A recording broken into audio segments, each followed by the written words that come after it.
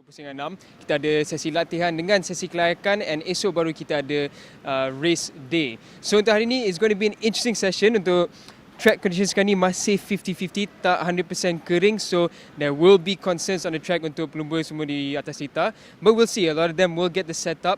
And untuk sekarang ni, cuaca nampaknya akan kering sampai petang. So kita harap cuaca baik seperti ini untuk the rest of the day. But we will see how it happens, because as always dekat Sepang, it is very, very unpredictable. Now, as usual for round 6, it is already the second half of this season, so things start to shape up nicely. If we look at the Wira KBS, it's a proper battle between 31 Racing and the rest, and it will be interesting to see what happens towards the end. Faras Putra will be looking to stand strong once again in 2025. In the CP 1 to 5, for example, as well, we have Izzat Mikmal looking to extend that lead at the front after a really good run in Terengganu. In the CP 150, now that's another story. Kasma Daniel with that amazing overtake in Terengganu.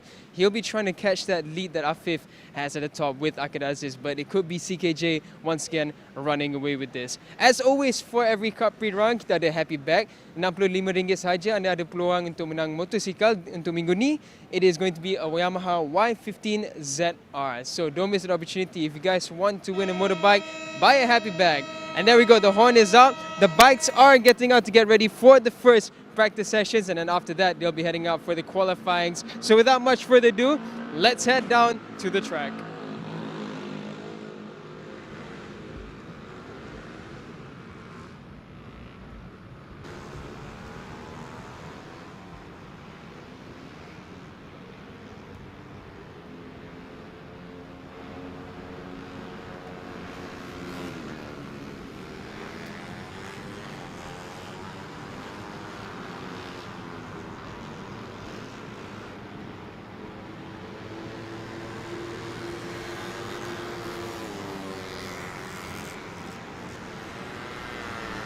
Assalamualaikum, salam sejahtera, selamat pagi kepada anda semua. Selamat datang ke lintasan antara bangsa Sepang Petronas Selatan untuk kita menyaksikan bahagian yang kedua bagi kejuaraan Malaysian Cub Prix untuk musim 2025 ini.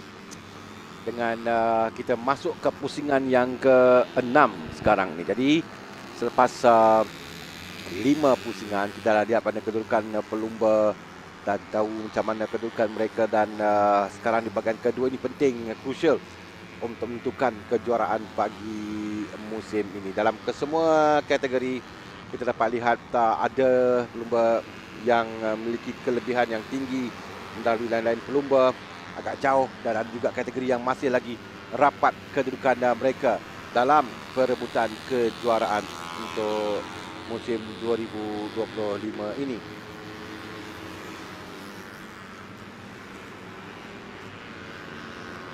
Pertama, sebelah pagi ini kita akan saksikan terlebih dahulu sekarang ini. Ini adalah pre-practice yang pertama untuk CP 150. Dan cuaca agak baik, agak mendung sedikit. Hujan yang turun melebat dalam malam tadi, dan keadaan litar dalam keadaan baik untuk perlumbaan, sesuai untuk perlumbaan yang kita saksikan sekarang ini.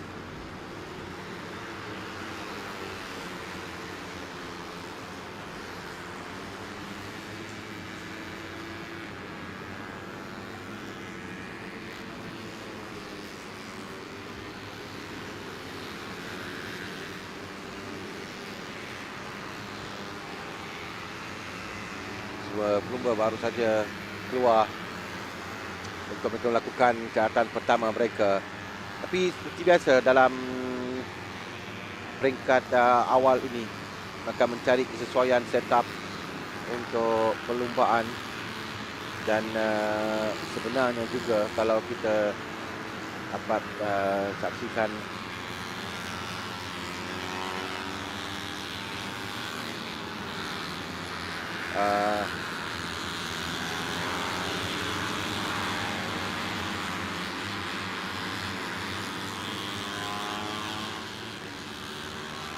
nak lihat mana kedudukan mereka selepas tamat dalam 5 pusingan pelumba bagi musim 2025.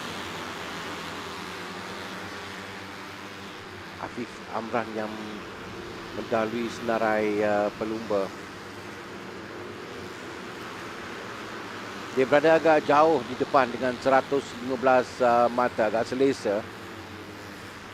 Walaupun dia tewas kepada Kasma dalam perlombaan yang sengit yang berlangsung 2 minggu lalu di Kuala Terengganu, tapi dia masih lagi selesa di hadapan dengan 115 mata berbanding dengan Kasma yang mengumpul 72 mata. Kedudukan sekarang 62 mata Akid Aziz dan Syami yang kembali berlumba dalam Kejuaraan Cub Prix ini bagi musim ini di tempat yang keempat dengan 55 mata Azroy yang tidak menyertai perlumbaan lalu kerana dia berlumba dalam Suzuka 8 Hours dengan mengumpul 50 mata. Kedudukan mereka dalam bagi musim 2025 ini antara kita lihat catatan masa yang mereka lakukan sekarang untuk Rasul yang terpantas ingat pada keputusan pada tahun lalu di Lita ini, Lita Selatan. Akid Aziz adalah pelumba yang memiliki petak utama dan memenangi perlumbaan.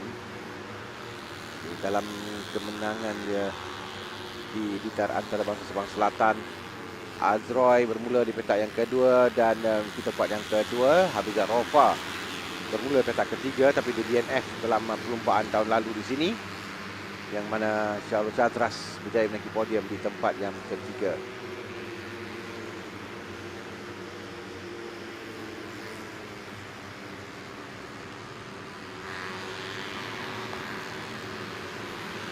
Untuk kali ini adalah peringkat pertama 20 minit masa diberikan kepada mereka untuk nak tengok balik setup motor mereka bagaimana.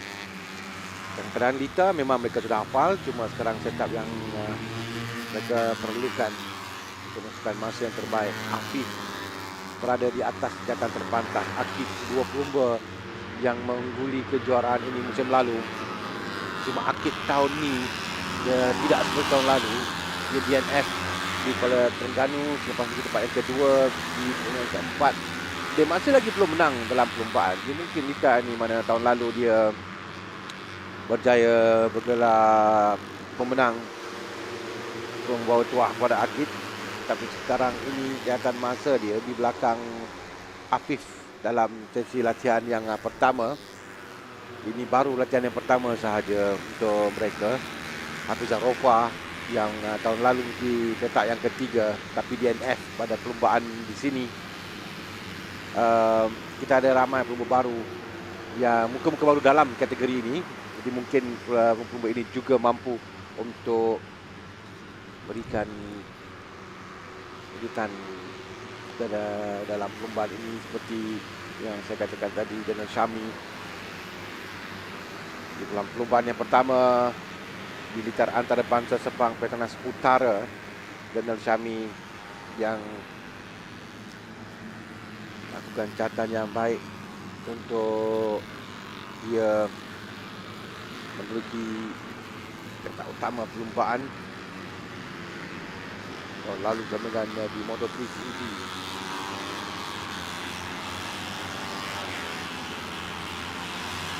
dan Aiman Zamrul tahun lalu sama dengan Pro M.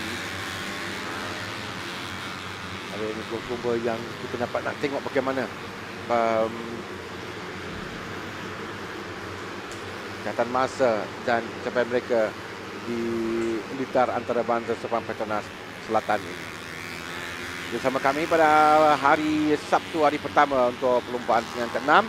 Kita akan siaran secara langsung sepanjang hari dalam kesemua kategori. Kita bermula dengan CP 150 latihan bebas yang pertama terlebih dahulu. That's an important session this. Let's get that mileage into Sepang. We've been on a number of small tracks for the Petronas Malaysian Cub Prix. So you'll have to get used to the layout once again. Oh, Ayman Hafiz went there really wide. And the other challenge is for the mechanics as well. So that was Yeah. Afif that's gone wide actually.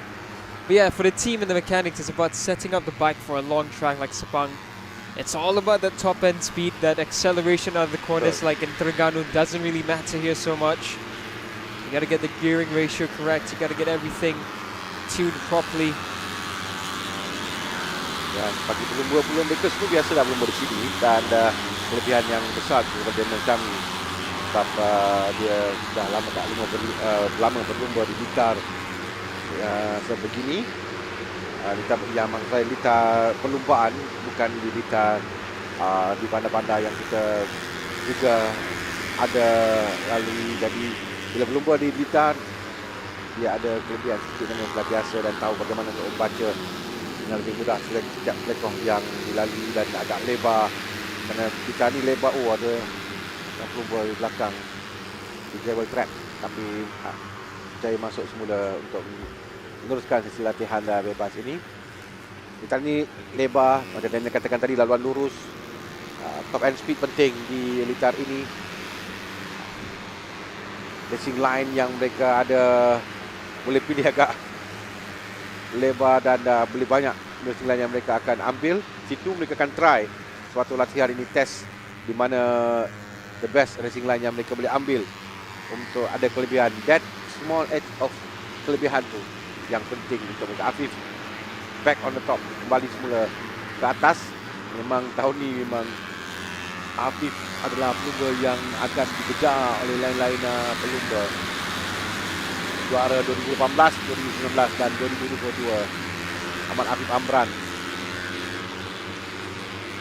Yeah, in a track like this, it's literally, you're looking for fine margins. You're looking for that tiny bit of extra power. Yeah. I mean, if you think about it, there's about 9 turns around this entire layout. In those 9 turns, if you find 0.05, you get a total of 0.45. So that's how a tiny margin of just extra bit of speed can already make a huge gap. And that's what we're fighting for here. As of right now, it is, once again, Afif. It's unbelievable what Afif is doing. Absolutely unstoppable, absolutely on form. Betul. Afif yang bermula di litar antara bangsa Sepang, Petronas Utara. Di petak yang ke-7, dia menang dalam perlombaan itu. Ditangkap, bermula dari petak yang kedua, dia dapat mungkin tempat yang kedua di atas podium. Di Ceras Sungai Long, di LYL, dia bermula petak ketiga, dia menang dalam perlombaan. Di Teluk Intan petak kedua, dia menang dalam perlombaan. Tapi di Kuala Terengganu, dia bermula petak utama, tempat kedua dalam perlombaan.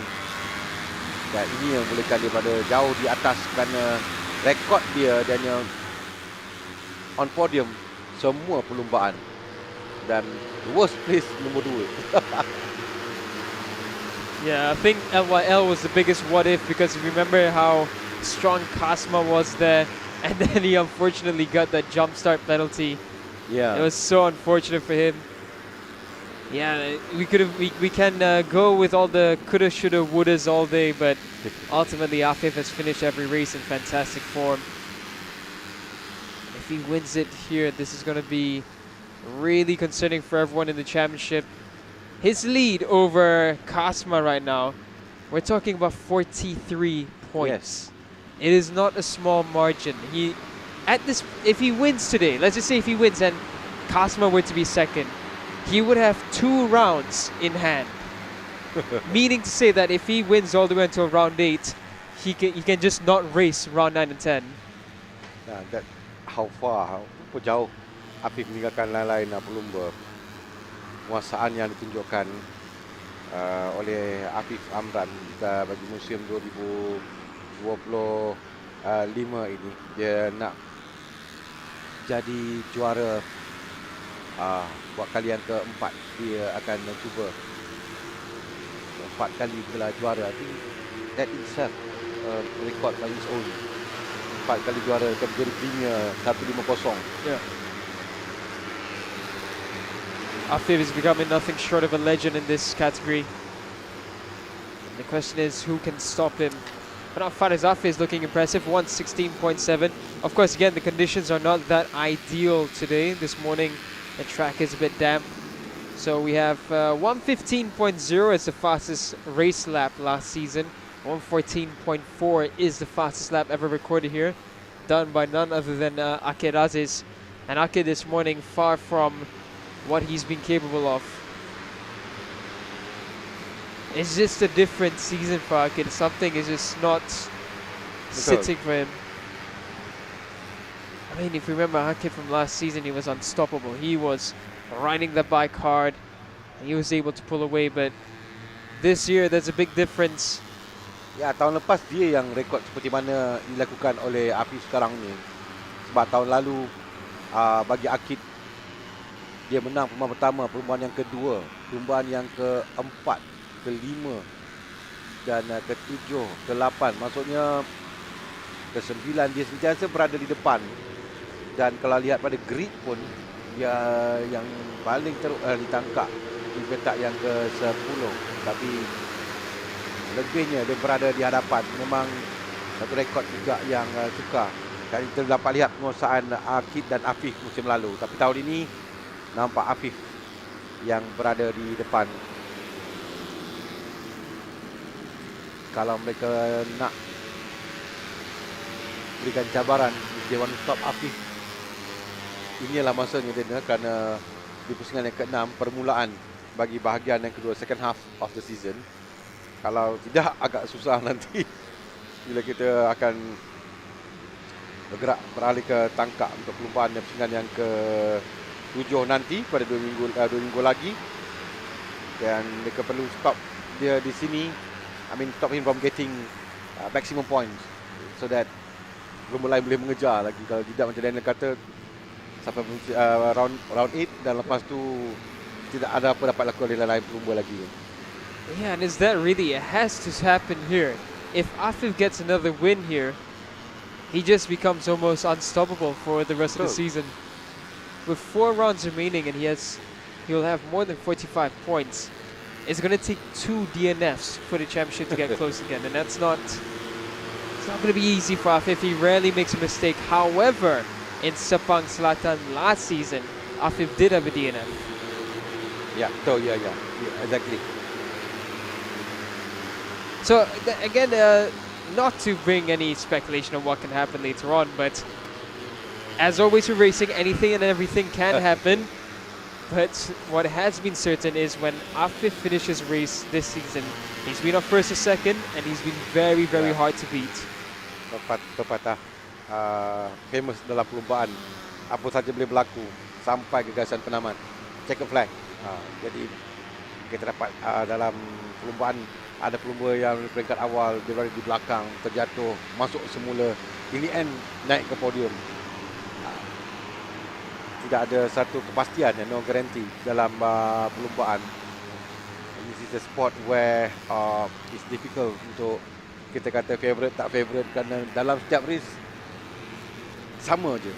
Sama maksudnya it's fair for semua untuk try, untuk menang.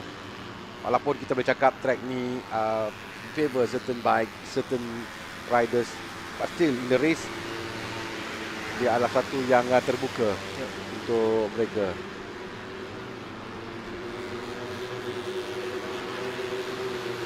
And the racing situation over here, we've seen some miracles. Whoa, Akid! Now this is a bit more like it.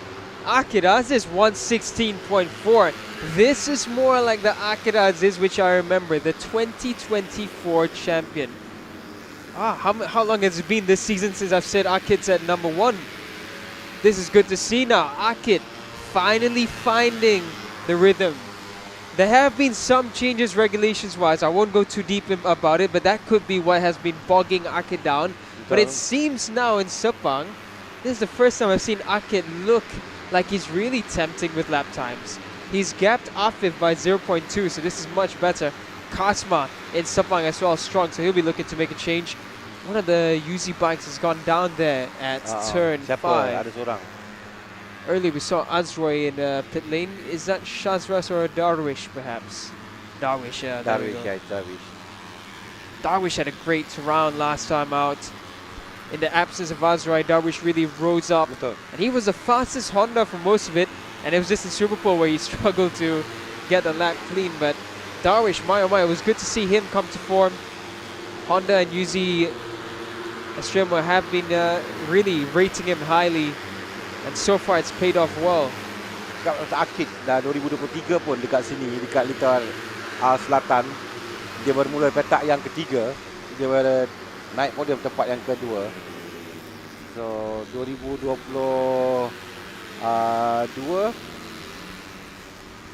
tidak begitu bagus, tapi 2003 dia bermula dengan baik di sini.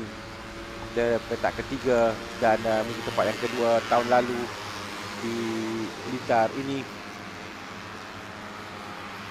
Dia mesti petak utama dan menang. So maybe kesesuaian dia lebih kepada di litar antarabangsa Sepang Petronas Selatan ini. Favor him more. But di baru peringkat awal, kita masih lagi dalam sesi time bebas yang pertama. Mereka akan keluar sekali lagi. Ini Adi Rosli, seorang pelumba season campaigner dalam Kejuaraan Cub Prix ini daripada 1.5 dan sekarang dalam 1.50. Adib, match of Adib juga, sebab kalau tengokkan rekod Adib dalam perlumbaan bagi musim 2025 ini, ya, Adib dia ada DNQ, dia tangkap 18 dengan 14. Diceras, dia tidak mintai perlumbaan di Teluk Intan dan Kuala Terengganu. But Adib is back berlumba di litar antarabangsa Sepang Selatan. Dan I remember kat sini waktu tu dia 125, dia berhenti kat, aku tak nak tengok balik dalam rekod kerana remember dia di sini dia berjaya menang dalam perlumbaan, tapi that time dia dalam 125 bagi Adib.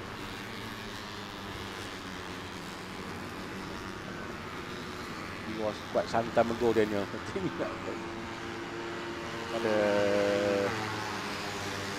rasa 2 tahun lalu, 3 tahun lalu bagi Adib. But here now, tahunnya ini dia kembali berlumba selepas tidak menyertai dalam 2 perlumbaan yang terakhir di Kuala Terengganu dan juga di Teluk Intan. Jadi keputusan bagi CP150 latihan bebas yang pertama, Akid terpantas 1 minit 16.476 saat dengan Afif Amran di tempat yang kedua.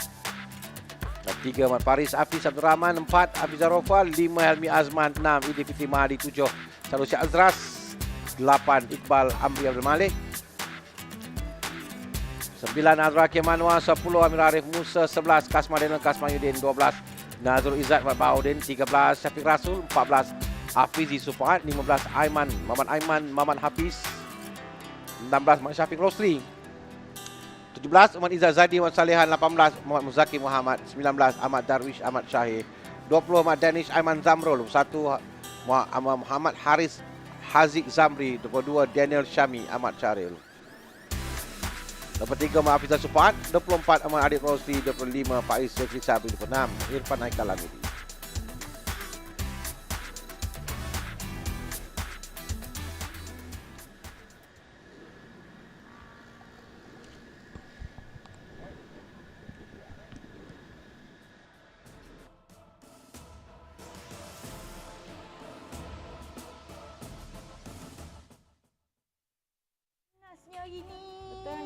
Ya ampun. Tapi Shen, terjah.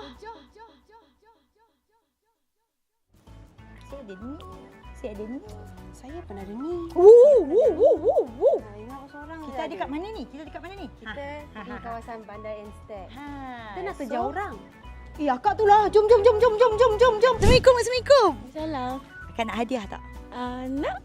Kita nak bagi hadiah tapi ada soalan. Kita tangkap abang kejap boleh? Abang tahu tak Cubprix tu apa? Yang saya tahu Cubprix ni lumba motor lah. Cubprix tu racing motor dekat track. Lumba motor kan? Perlumbaan lah, Perlumbaan apa tu? motor. Hai adik. Kak, saya tahu lah kak. Aku nak kata pasal Cubprix kan. Macam mana? Kali ni pusingan keberapa Kak Prik? 5.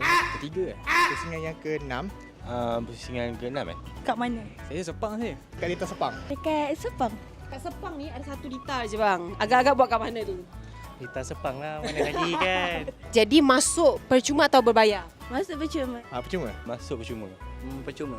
Hei, betul lah. Kak Prik ada berapa pusingan? 3 atau 4. Cuma ada 10 pusingan. 10. 10 kan? Betul. Namakan seorang nama pelumba Kak Prik. Mungkin adik kot. Wazi Abdul Hamid. Hafiz Syarin pernah Cubprix dulu Namanya apa? Iskandar tengah apa tu? Azarai. Betul. Ni voucher. Ini baju kita Kak. Adik pilihlah 1 ARC, 1 RCB. Cubprix memang best. Cubprix best. Cubprix mantap. Cubprix memang best. Pusingan pertama, Dekat utara. betul. Kali ni dekat selatan. Apa-apa pun guys. Datang, jangan tak datang. Masuk. Dream. Jumpa kat sana.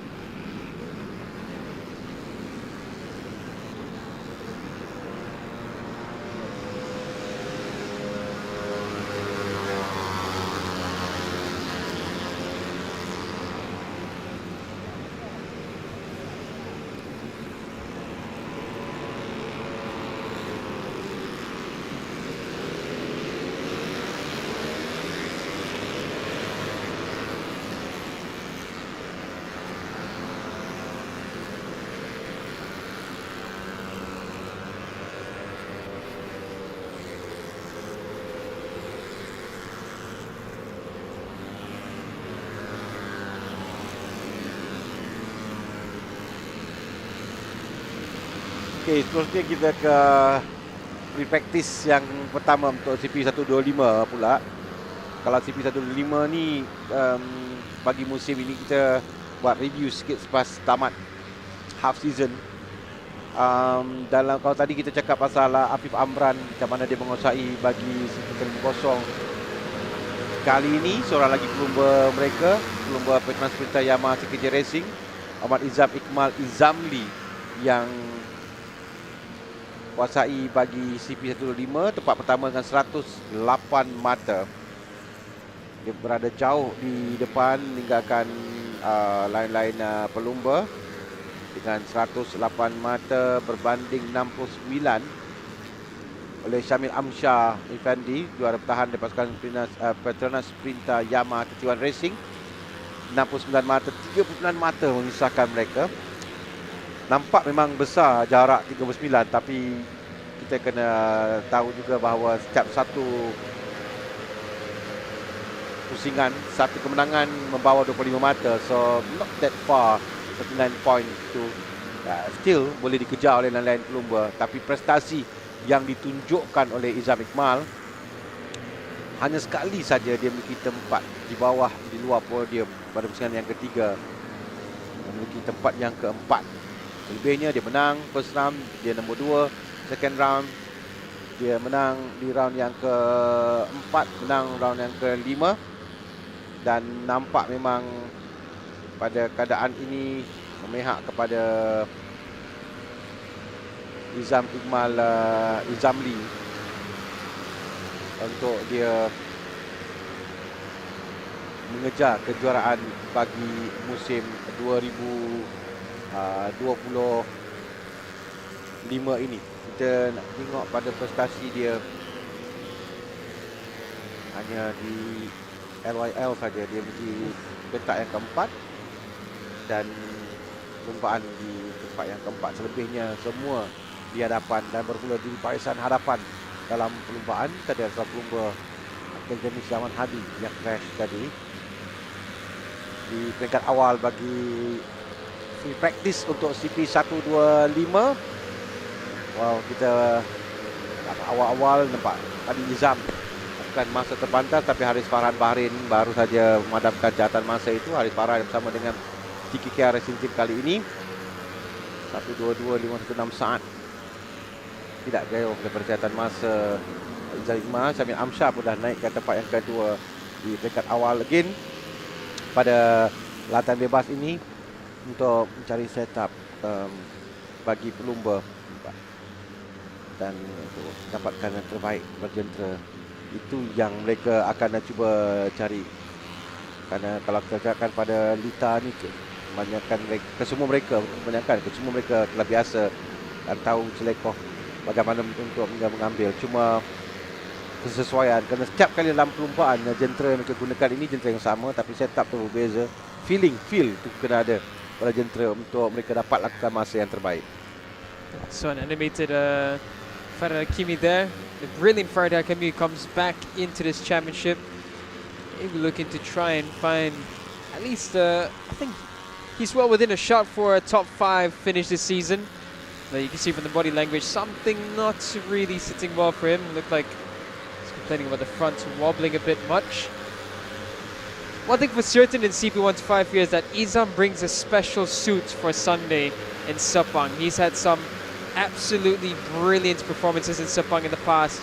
I still recall Sepang when he qualified right at the back and he managed to fight all the way for a top 5 finish, nearly onto the podium. So keep an eye out for Izam Iqmal, the championship leader, who's on fire form this season with a healthy gap at the top, 39 points. Ooh. Bit of tussling there going on at the back earlier, but everything back to normal. 15-minute free practice session for the CP125. Shafak Ezarik, the new fastest lap, with a 1:22.272.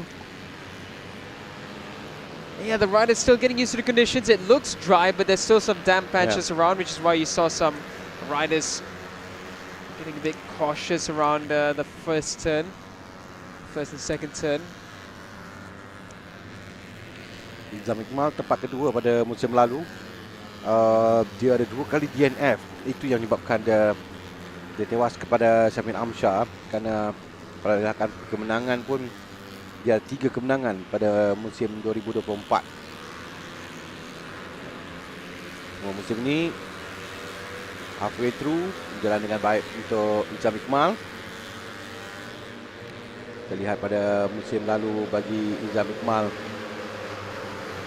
ketika berlumba di sini, dia bermula dari petak yang kedua dan memenangi perlumbaan. So kalau lihatkan yang ini memang looking good untuk Izam Iqmal bagi dia cuba mengejar kejuaraan musim ini. Ya. Putra Soekarno now comes back in for some adjustments.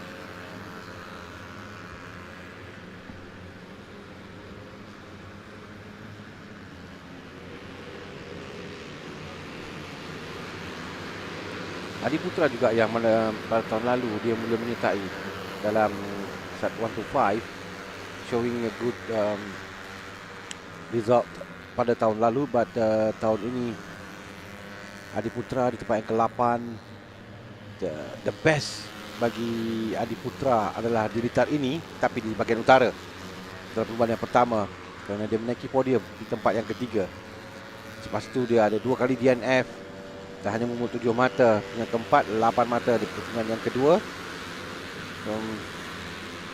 Mungkin revival of Adi Putra Soekarno di litar antarabangsa Sepang Selatan ini. Yeah, it's been a tough season for Adi. Yeah.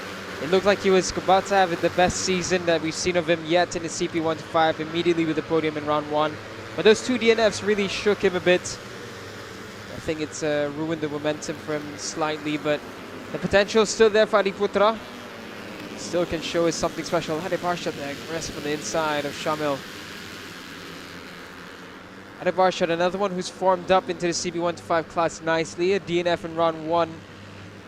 Decent points all through, but just in round 2 as well, no points scored. Round 3 and 4, a double podium for him, double second place.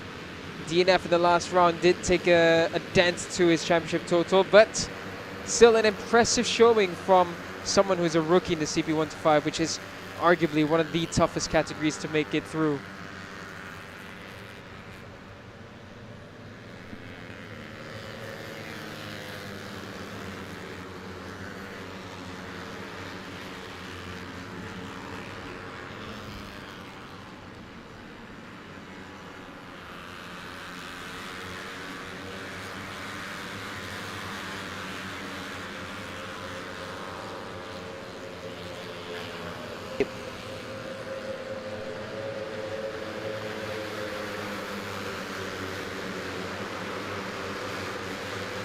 Shamil now regains the top spot, the defending champion, at the 120.7. Alif Daniel looking to chase him a little bit. It's a good showing from Alif Daniel for J Motorworks Racing. As we've seen from Alif Daniel this season, and Harith Farhan in Sepang as well, doing a great job with TKKR.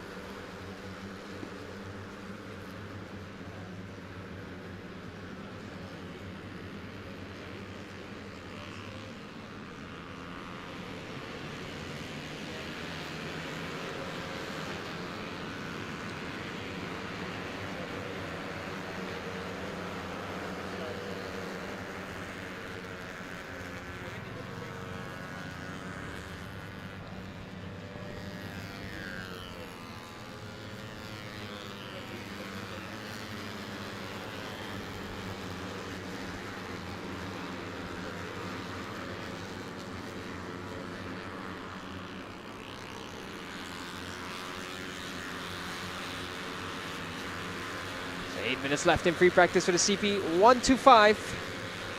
Shamil right now leads the way. We're only about halfway through the session, just about reaching halfway. So still plenty of time for things to switch about.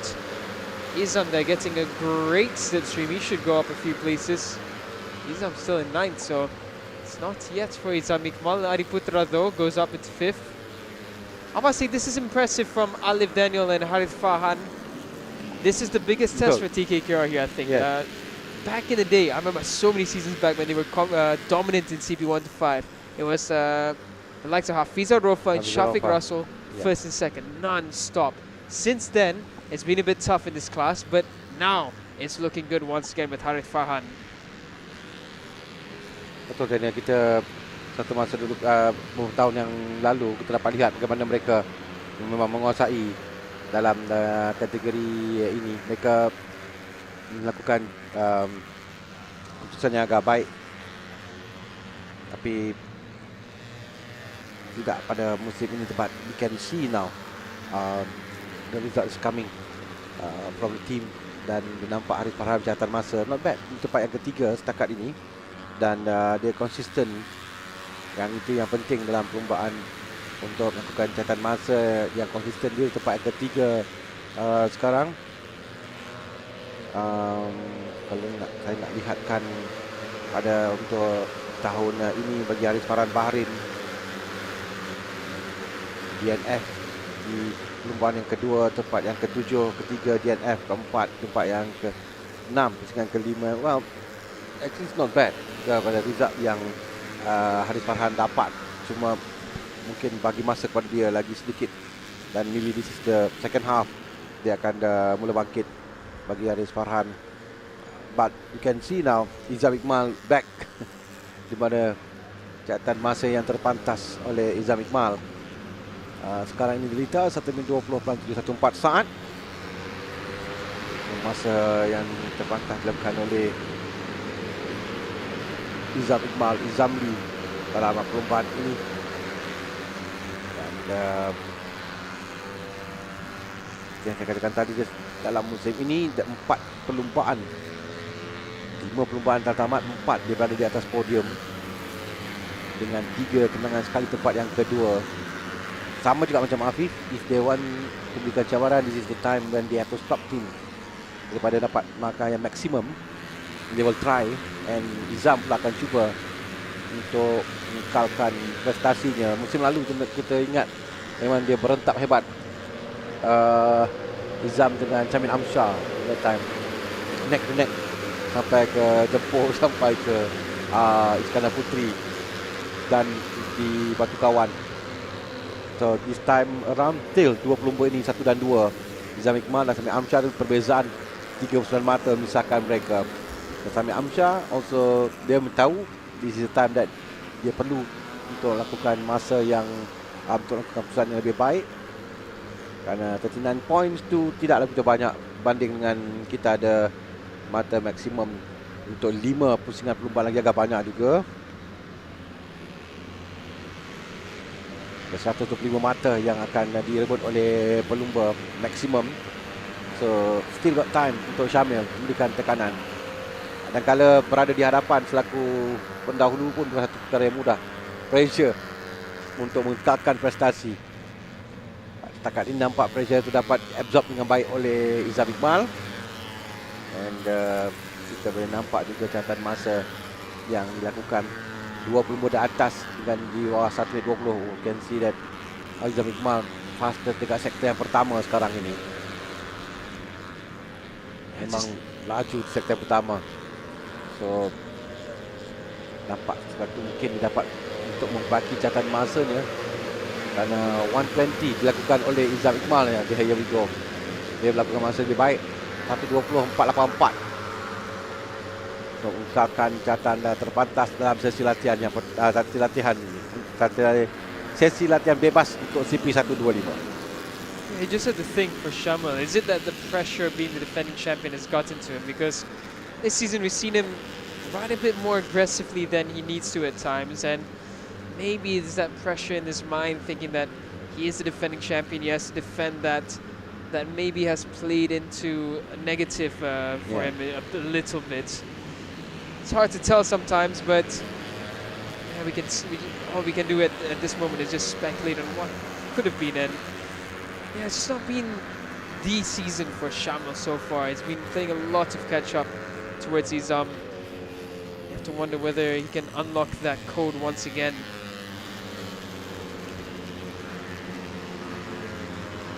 Oh, it's as we've seen a number of times already this season. Izam, Shamil, Adib, Arshad. Impressive again from Harith Farhan. Idlan Hakimi finally showing a little bit in the session. Oh, is that Harith Farhan that's gone off? Is that Daniel Johan? Is Daniel Johan another star performer for TKKR? But that bike is very, very second hand now. So it's going to need some work to be done for Daniel Johan's bike. That's definitely this session done and dusted. Good to see him walking away from that. And as you can see there, the damp patches, there's still some damp areas around on the track, so we're not really dry yet. Number of riders back into pit lane as well. Making some, okay, I doubt it's adjustments. Not enough time to make adjustments and head out again, so for those in pit lane, it should be done and dusted in this session. Putra there at the front of our screens, followed by Idlan Hakimi. Idlan Hakimi started the season well, but 2 DNFs, ruining his progression a little bit. So Idlan's going to have to try and keep it clean for the remainder of this season and try to bring it all together.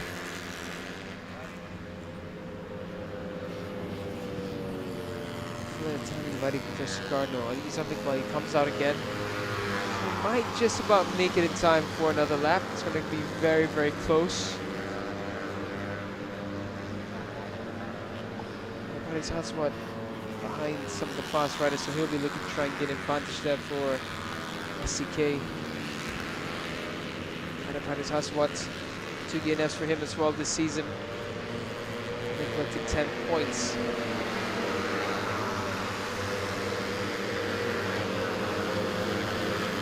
Less than a minute left in free practice as we include some of the free practice sessions.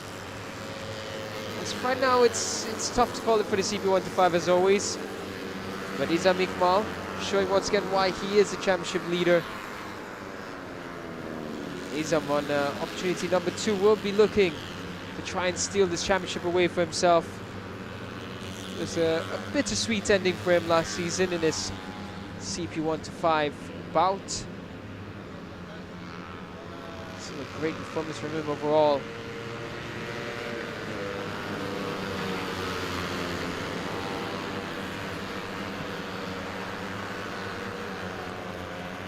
So now here's Putra Rahman for AFB Tech here. AFB Tech Honda. One team that's due a good result. The legendary Yamaha Fuad is the team boss there, so the knowledge is there. It's just a matter of getting it all together for a good season. It's not been smooth sailing for the past couple of seasons for them. Checker flag does come out now, and a bunch of riders are back in pit lane. Coming across, no one really looking at any changes or shifts in positions. It is Izam Iqmal, the championship leader, followed by second in the championship, Shamal Amshar. And Emil Itsar, who's third in the championship, is struggling a little bit in Sepang. 12th fastest for him. Farah Hakimi, 9th. This is what it looks like for the CP125 free practice. Izam Iqmal, championship leader with a 120.484 in tricky conditions. Shamal Amshar in second. Third, Adib Arshad. Fourth, Harith Farhan. Fifth is Alif Daniel. Sixth is Idlan Hakimi. Seventh, Shafiq Ezarik. Eighth is Adi Putra Sukarno. Ninth is Farid Hakimi, Farid Sesli. 10th is Arshanami. 11th, Abdullah Qayyum Abdul Razak. In 12th is Emil Itsar Ezwan. 13th, Lutfi Shah Narisman. 14th, Farid Shikmal. 15th, Hairi Ashraf. 16th is Arif Haris Aswad. 17th, Ice is Hafi. 18th, Adi Putra Rahman. Hatse Hakimi in 19th, then Johan in 20th after that crash that we saw earlier. 21st squad is Mam Nasir with the crash at second last, and Izam Hanafi in 22nd. 23rd is Alif Ashraf Tahirud. 24th, Irfan Adnan. And Akil Danish as well. Early crash for him. No time set in this session. He's in 25th. 25 riders for the CP125 in the free practice session at Sepang Selatan. We're going to head to a short break and we'll be back with more action right after this.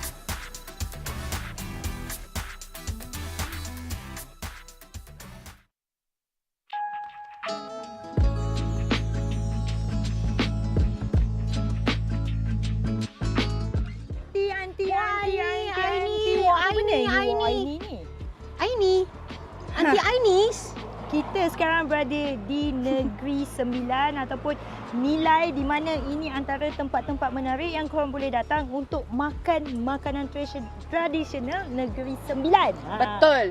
Kalau ada macam orang yang nak bercinta kan, tapi dia bukan style yang suka makan makanan western, ni tempat dia. Dah lapar ni. Saya nak pucuk paku ni.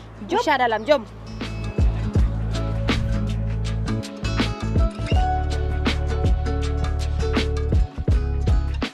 What's up? Ish, laparnya saya. Saya terliur lah tengok makanan-makanan ini. Semua masakan tradisi Melayu, okey? Tengok kita makan kat sini pun bawah lampu dengan bersila lagi. So, Pondok. sangat tak sabar nak makan sebab Suasana Melayu-Melayu. sangat menyelerakan. Jom kita makan. Kat sini lah kan tempat-tempat healing. So kalau korang nak ambil gambar Instagram ke buat-buat TikTok, boleh datang kat sini. Just korang waste je. Apa Shan? Anjong Spotter.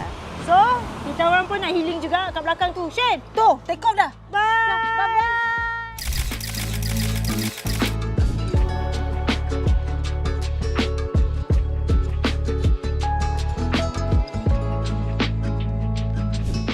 Jomlah Shan.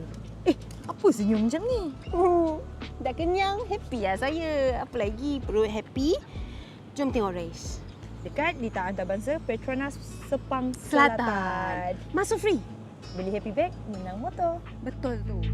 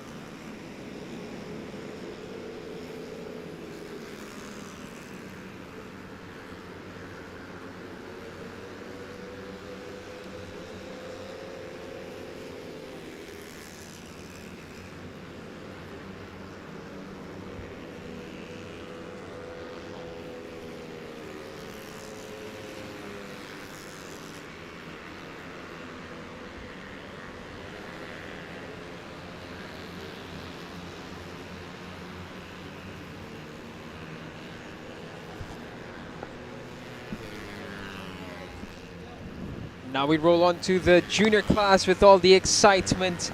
The Wira KBS Free Practice 1. This is a class where we really try to see the future talents of tomorrow. We've seen a number of them rise to the occasion. Seen the likes of riders such as Faris Putra really shine through and become somewhat of a talent which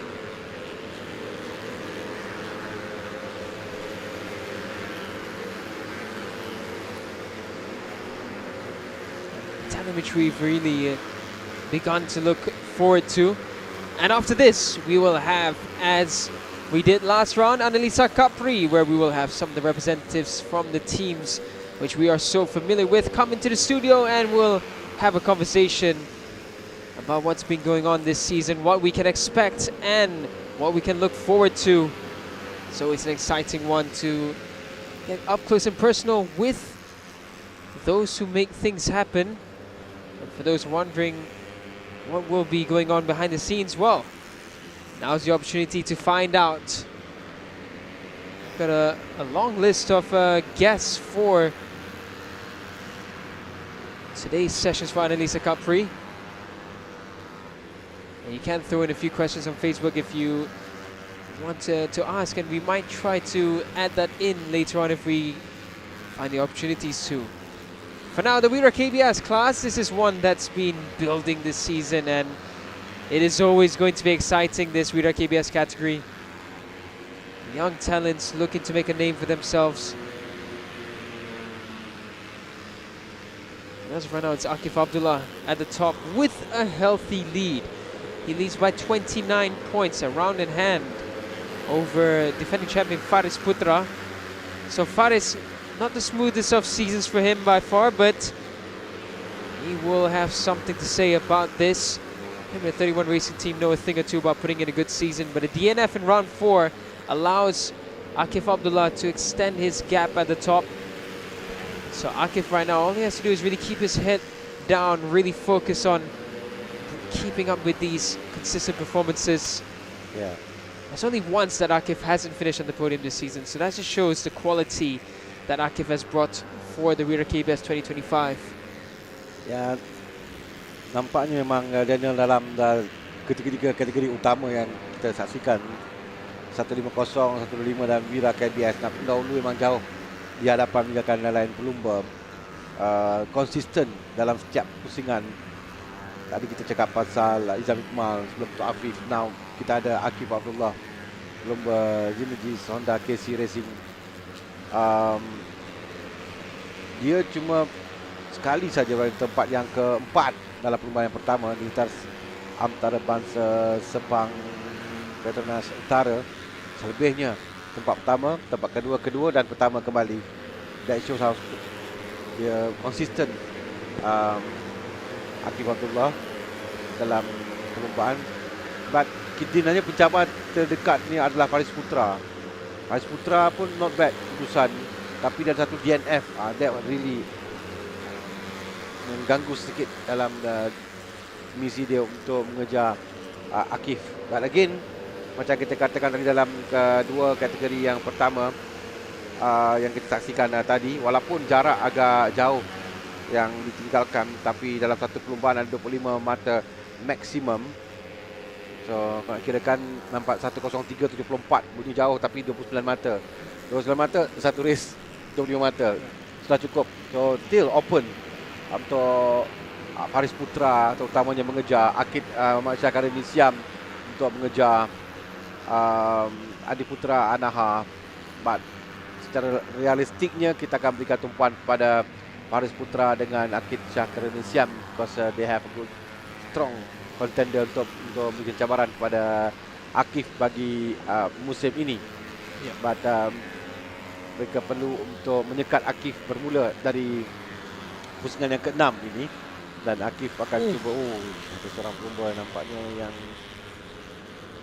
keluar dari perlumbaan daripada sesi latihan ini. So itu dulu kalau kita saksikan Daniel, it seems that's the way. Akif now baru melakukan masa terpantas di Lita 1:22.926. Yeah, that's Adam Chazriel that's gone off there, so that's unfortunate for him. But yeah, I'm not trying to foreshadow anything, but here's the thing. Just like for Faris Putra in Akif's season, it has to be a consistent full... well, let's see what happened just now, just before... Oh yeah, it's just a low side going into that fast right-hander, so that happens there a lot. But yeah, so yeah, not trying to foreshadow anything, but the thing about racing is one DNF can change everything, just like it has for Faris Putra. So Akif Abdullah, he can't rest easy yet. He still has a lot of work to be done. Yeah. And it's not going to be easy. And that's Faris Putra there. Looks like complaining about chattering from the body language. Faris Putra really on it this season. One of the hottest talents coming out of Malaysia. I'll always mention this, and I'll never forget it. When he went to the FIM Asia the FIM Intercontinental Games, representing FIM Asia in the R3 category, the likes of Faris Putra was fighting toe-to-toe with the World Supersport champion Aldi Satya Mahendra. That is not easy, and that's something we should be proud of. So Faris Putra is a very special talent.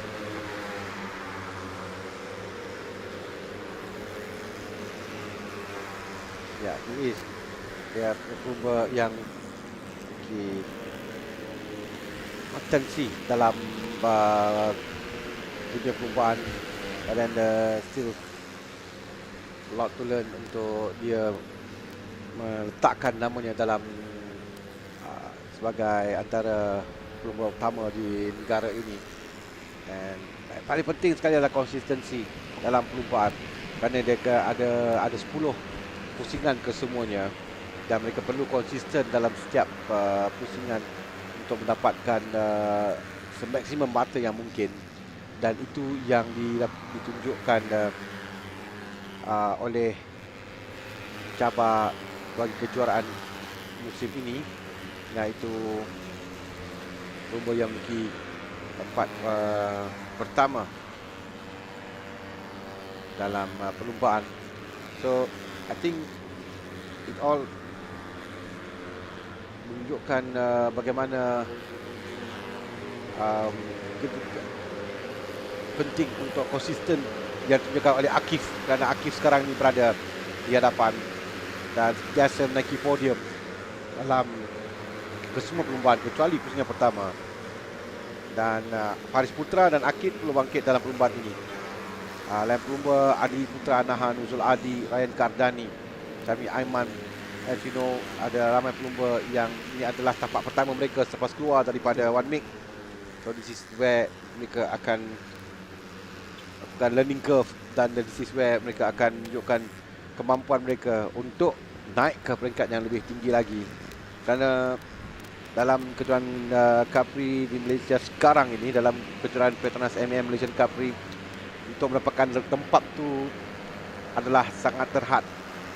Dan kita ada ramai pelumba. That is good, kerana talent kita akan melahirkan lebih ramai, dan sengit cabaran untuk mendapatkan tempat. So they have to prove themselves, they have to show that they are better than the rest. So dalam kategori ini, itu yang paling penting sekali. Yeah, and it's such a nice variety of riders that we have in the Wira KBS. We have riders who, they're just making their way up in, as you mentioned, through the One Make Championships. And you have the likes of Faris Putra, who has proven himself in international championships already, proven himself in the different stages around the motorsport world. Yeah. And then you have the likes of like Akif Abdullah, who's currently in the Thailand Cup as well. Riders who are, it's really a good mix, and it's bringing together something really exciting. And mind you, they're all young, they're all hungry for glory. So it's a really good one to watch, and the racing is always fantastic in the Wira KBS class. It's always an absolute fight till the end.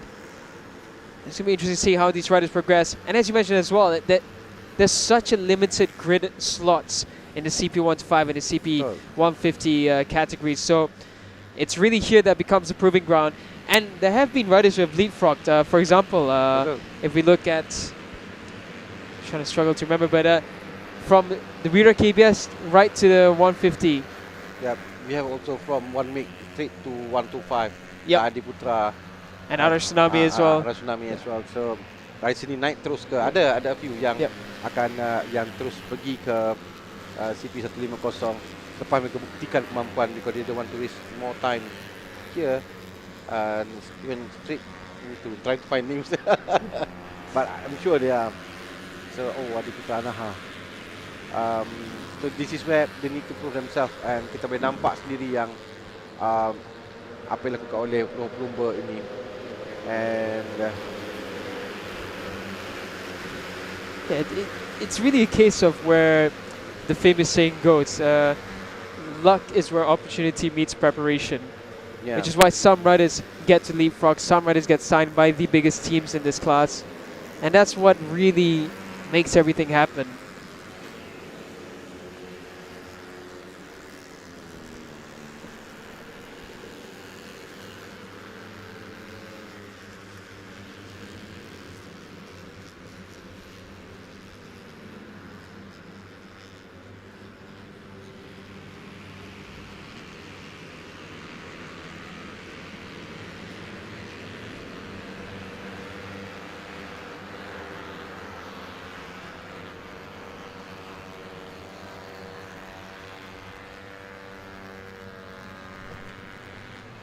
Yap, tinggal lagi 2 minit lagi untuk Wira KBS ini. Tadi kita dah cakap bagaimana pentingnya bagi kategori ini.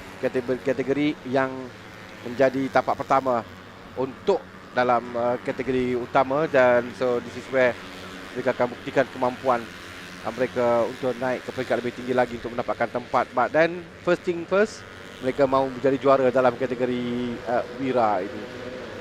Menjadi champion dalam kategori yang mereka sedai dan so far it's looking good to Akif, tapi Faris Putra berikan cabaran. It's good to see Syami Aiman also nampak lakukan masa yang baik. It's good to see that also. Kita nak tengok persaingan ini sampai ke perlumbaan terakhir kerana sekarang ini perbezaan 29 mata sahaja di antara Akif dan Faris Putra. Dan itu pun selepas Faris dia DNF di Teluk Intan, remember that 4 minggu lalu. Itu menyebabkan dia ketinggalan mata lebih jauh sikit kerana Faris Putra pun rekod dia hanya sekali saja tidak ada di atas podium.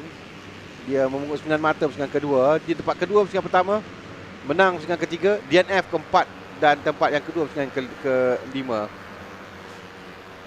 So itu yang kita nampakkan ada 29 mata. Jika tidak mungkin dalam 1-2 mata memisahkan kedua pelumba ini. So I was just looking at the cloud cover because suddenly it looked like there was a lot of cloud over the front straight there. And then comes the question of, will we see a potential for a bit of rain today? We already had a thunderstorm overnight. What could the weather bring in Sepang? And that's the thing that's always going to be a challenge in Sepang. It's never going to be smooth sailing weather-wise. There's always going to be a surprise. But this season, touch wood, it has been very good. Sepang, when we come to Sepang, it's been dry. If it's wet, it's wet. It's not been unpredictable. But could round 6 at Sepang Selatan bring a bit of a different story this time round? As right now, the weather is looking good. It's looking decent. We're not expecting anything yet.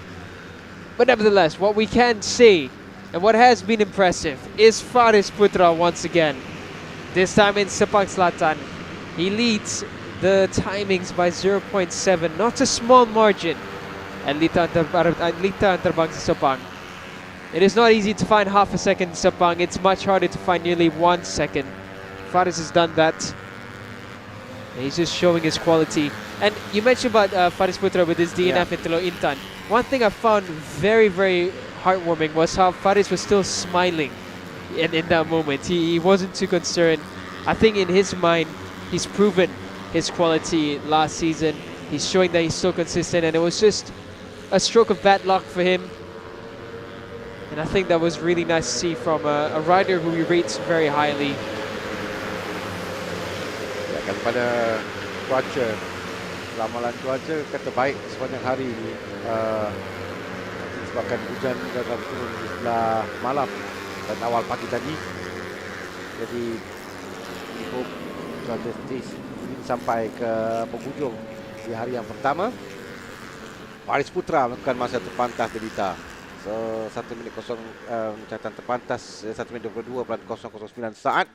So Faris Putra yang mulakan pusingan ke-6 dengan melakukan masa yang terbaik, dengan Syami Aiman tempat kedua, Akif di tempat yang ketiga, Muhammad Farhan Nakib, Muhammad Faiz 4, 5, Adi Putra Anaha 6, Ryan Kardani Sanusi 7, Syazrin Ki Absyah 8, Irfan Danish Muhammad Afran 9, Man Akid Syah Muhammad Karun Nisyam 10, Man Akid Rifki Ruzuhemi 11, Muhammad Syazrili Patili 12, Adam Syazril Muhammad Azril 13, Muhammad Al-Asyafiq Muhammad Al-Amirul Zaki 14, Muhammad Afram Ashraf Muhammad Mazlan 15, Nuzul Adi Muhammad Sudin 16, Adam Haris Hafiz 17, Muhammad Ikram Dani 18, Muhammad Darwish Amsyam Ridwan 19, Ahmad Malik Reda 20, Muhammad Farid Hazmi Farid Sezdi 21, Muhammad Arzhan Hakim Muhammad Johan 22, Ahmad Ikram Danish Ahmad Ghazali 23, Syakib Dani Ki Absyah 24, Anas Syafi Muhammad Syarum.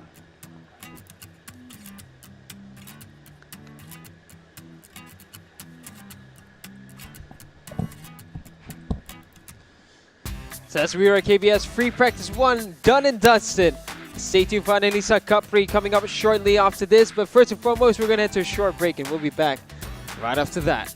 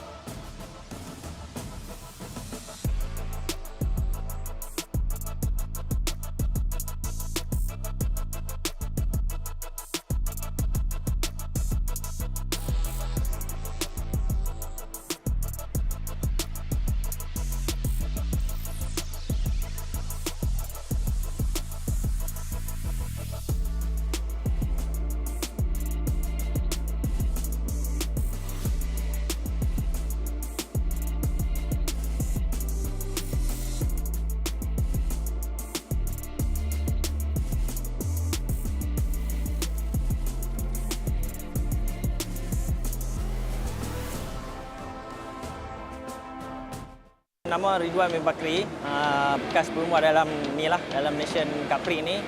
Saya pernah menjadi juara Wira IPG tahun 2006. Sekarang saya bekerja dengan tim Edimisu Yam Honda Racing sebagai team manager. Kami start berlumba dalam kategori CP150 ni bermula pada tahun 23, 24, 25. Yang ni tahun yang ketiga lah. Tahun pertama kami masuk dalam kategori CP150 ni macam biasalah. Pasukan baru ni dia untuk nak lawan dengan senior-senior, dia banyak sikit lah struggle, cabaran. Mungkin tahun pertama tu adalah result yang kami dapat dalam kutip point setiap round. Pada tahun 2024, battle lebih bagus sikit. Mungkin kami ada masukkan satu rider yang boleh bagi data kat kami seperti Aziz Fairuz. Tahun lepas pun dia pun banyak dalam 2-3 pusingan ada masuk Super Pool. Target kami pun dapat. Untuk nak dapat capai macam tu pun macam-macam lah rintangan. Tengah nak dapat. Pasukan bekerja keras, balik lewat untuk nak lebih improve. Better tahun 2024 tu dah dapat collect data. Tahun 2025 ni kami cuba lagi yang untuk target yang lebih tinggi. Untuk lebih banyakkan Super Pool, kalau boleh setiap round datang race orang nak podium. Result yang bagus. CP150 kita mesti target nak ke Super Pool. Struggle dia untuk ke Super Pool pasal dia punya time 0.0000 belakang. Itu yang kita macam-macam setup lah. Kita perlu power machine, suspension. Itu yang data yang perlu yang penting. Kita nak sampai tahap untuk menjadi satu di atas, kita akan susah dulu. Sama ke perjalanan dulu yang racing masa Wira. Susah dahulu, susah. Macam sekarang kalau racing ni tak ada istilah give up lah. Tapi satu pasukan kena bersatu lah. Macam tu lah. Kena bersatu. Kami akan terus bagi saingan untuk pasukan-pasukan yang berada di atas. Itulah target. Kalau target kami 2025 pasukan ni, kami nak terus 2025 kami kalau boleh kami nak satu podium lah.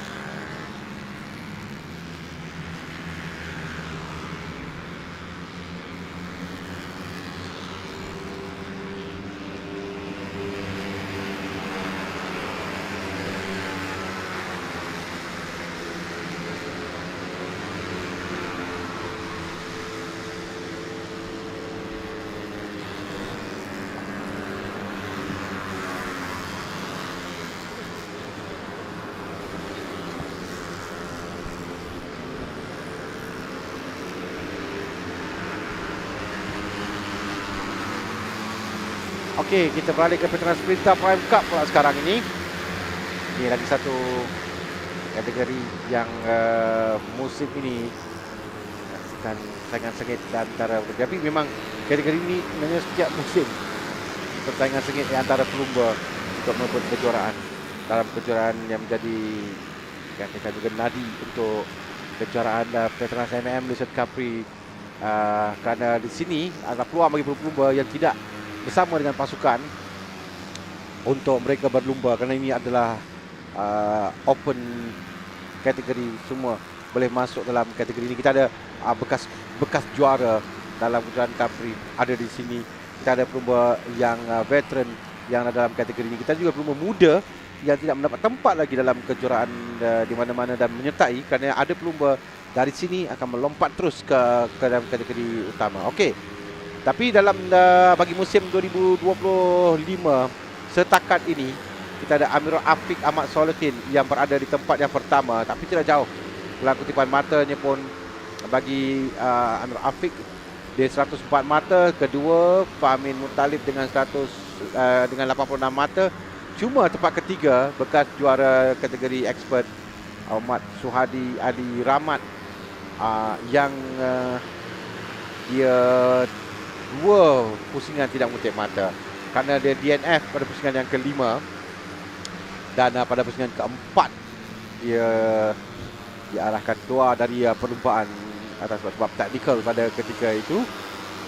So dalam 2 dia dah hilang mata agak banyak Daniel dalam 2 perlumbaan bagi Suhadi Ali Rahmat ini dengan mengumpul 47 mata. Jadi secara realistiknya antara Amirul Afiq dengan Famin Muttalib, tapi jangan ketepikan terlebih dahulu Suhadi Ali Rahmat kerana dia adalah pengalaman dan tahu bagaimana untuk membawa kembali ke depan, kerana dia ada peluang 5 pusingan lagi untuk dia membaiki keputusannya. But anyway, kita lihat pada senarai pelumba yang ada sekarang ini. Hafinas Mal Ali bekas pelumba kategori utama, Aris Osmaza, Amir Ashraf, Alaf Arun Nizam, misalnya Akmal. Ini juga satu kategori yang sekarang ini memang mencabar kerana pelumba yang berpengalaman yang menyertai bagi perlumbaan ini. Saya nak lihat di mana nama sama ada Suhadi menyertai tidak bagi perlumbaan pusingan yang ke-6.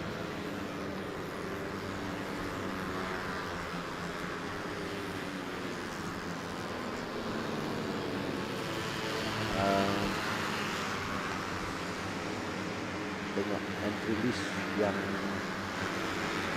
ada bagi kategori Pro M.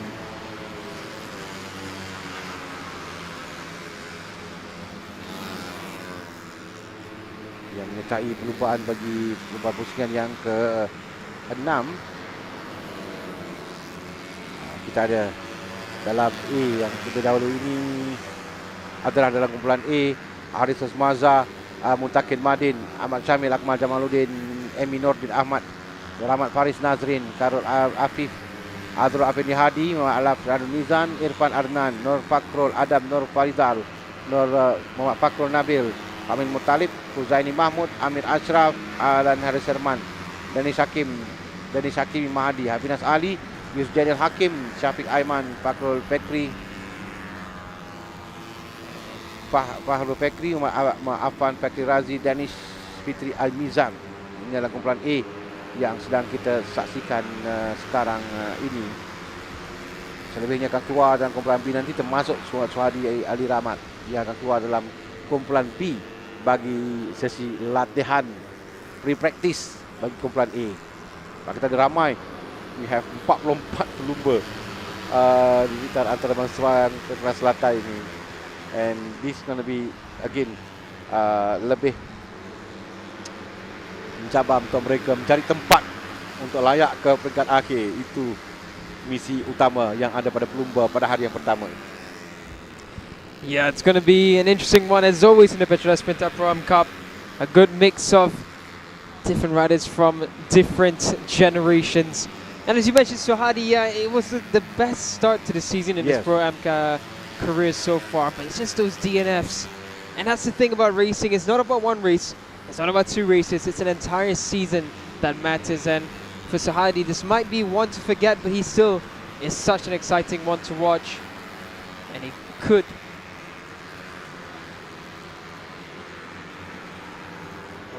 make it still an interesting fight towards the end. So as always with the Petronas Mam Cup, we have the A and B.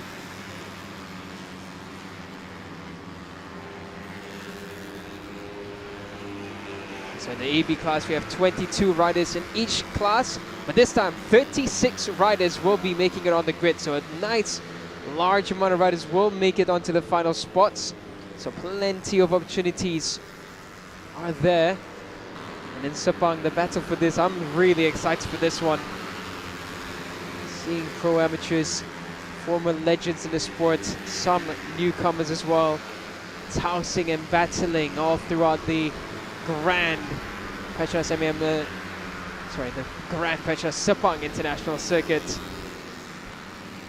We shall see who will come out on top. 36 riders for the final grid, a proper large one. And that's the difference between Sepang and the other tracks that we race on for Cubprix. Sepang allows us for a larger grid pack compared to the smaller circuits, but that is just due to safety regulations as well. Again, I was just looking, distracted by the cloud cover. We have a lot more cloud cover again at Sepang. We have no rain forecasted for today, but it is Sepang. I'll never be 100% confident on the weather forecast. Ya, standing sekarang ini keputusan yang tak selesa dengan mengumpul 104 mata bagi Amirul Afiq di hadapan, tapi tak ada jumlah pelumba yang ramai kali ini, dan tempat terhad untuk mereka layak ke peringkat akhir nanti, dan itu yang akan menjadi bagaimana mereka untuk cuba menempatkan diri ke peringkat akhir terlebih dahulu yang akan dikejar oleh kesemua pelumba. Wafamin still di depan 1:23.722 saat. Afinas Ali. Afinas ini adalah satu pelumba senior, pelumba bekas pelumba dalam kategori utama, making a comeback. Dan Afinas Ali juga bekas calon pelumba sebenarnya. And kita nak perlu untuk mula berikan tumpuan kepada Afinas Ali, especially apa yang ditunjukkannya dalam perlombaan ini sekarang, kerana melakukan masa yang tak baik so far. Setakat ini Afinas dia 3 DNF dan tidak melakkan diri, tidak menyertai lagi perlombaan pusingan yang kelima. So dia tidak ada mata dalam 3 round bagi Afinas Omar Ali. And I still remember bagaimana suara dia di Ramat tahun lalu juga. Mula masuk tidak begitu baik, but towards the end kita nampak catatan masa dan keputusan yang ditunjuk oleh Suhadi memang nampakkan peningkatan. I think getting used to the bike is another thing. They might be a good rider once upon a time with the bike that they use those time, but now berbeza sekali, different machine yang jentera yang berbeza mereka gunakan, so they might need a little bit more time. Afinas Ali menunjukkan perkara yang sama juga. Now dia tempat yang kedua terpantas buat masa ini. This is free practice dan mereka akan pergi ke saringan nanti, belum untuk melakukan kelayakan menempatkan diri rekodkan permulaan perlumbaan bagi mereka. So buat masa ini tinggal lagi 3 minit. Kita dah nampak Famin masih lagi di depan, Afinas tempat kedua, Danish Fitri Amizam di tempat yang ketiga terpantas.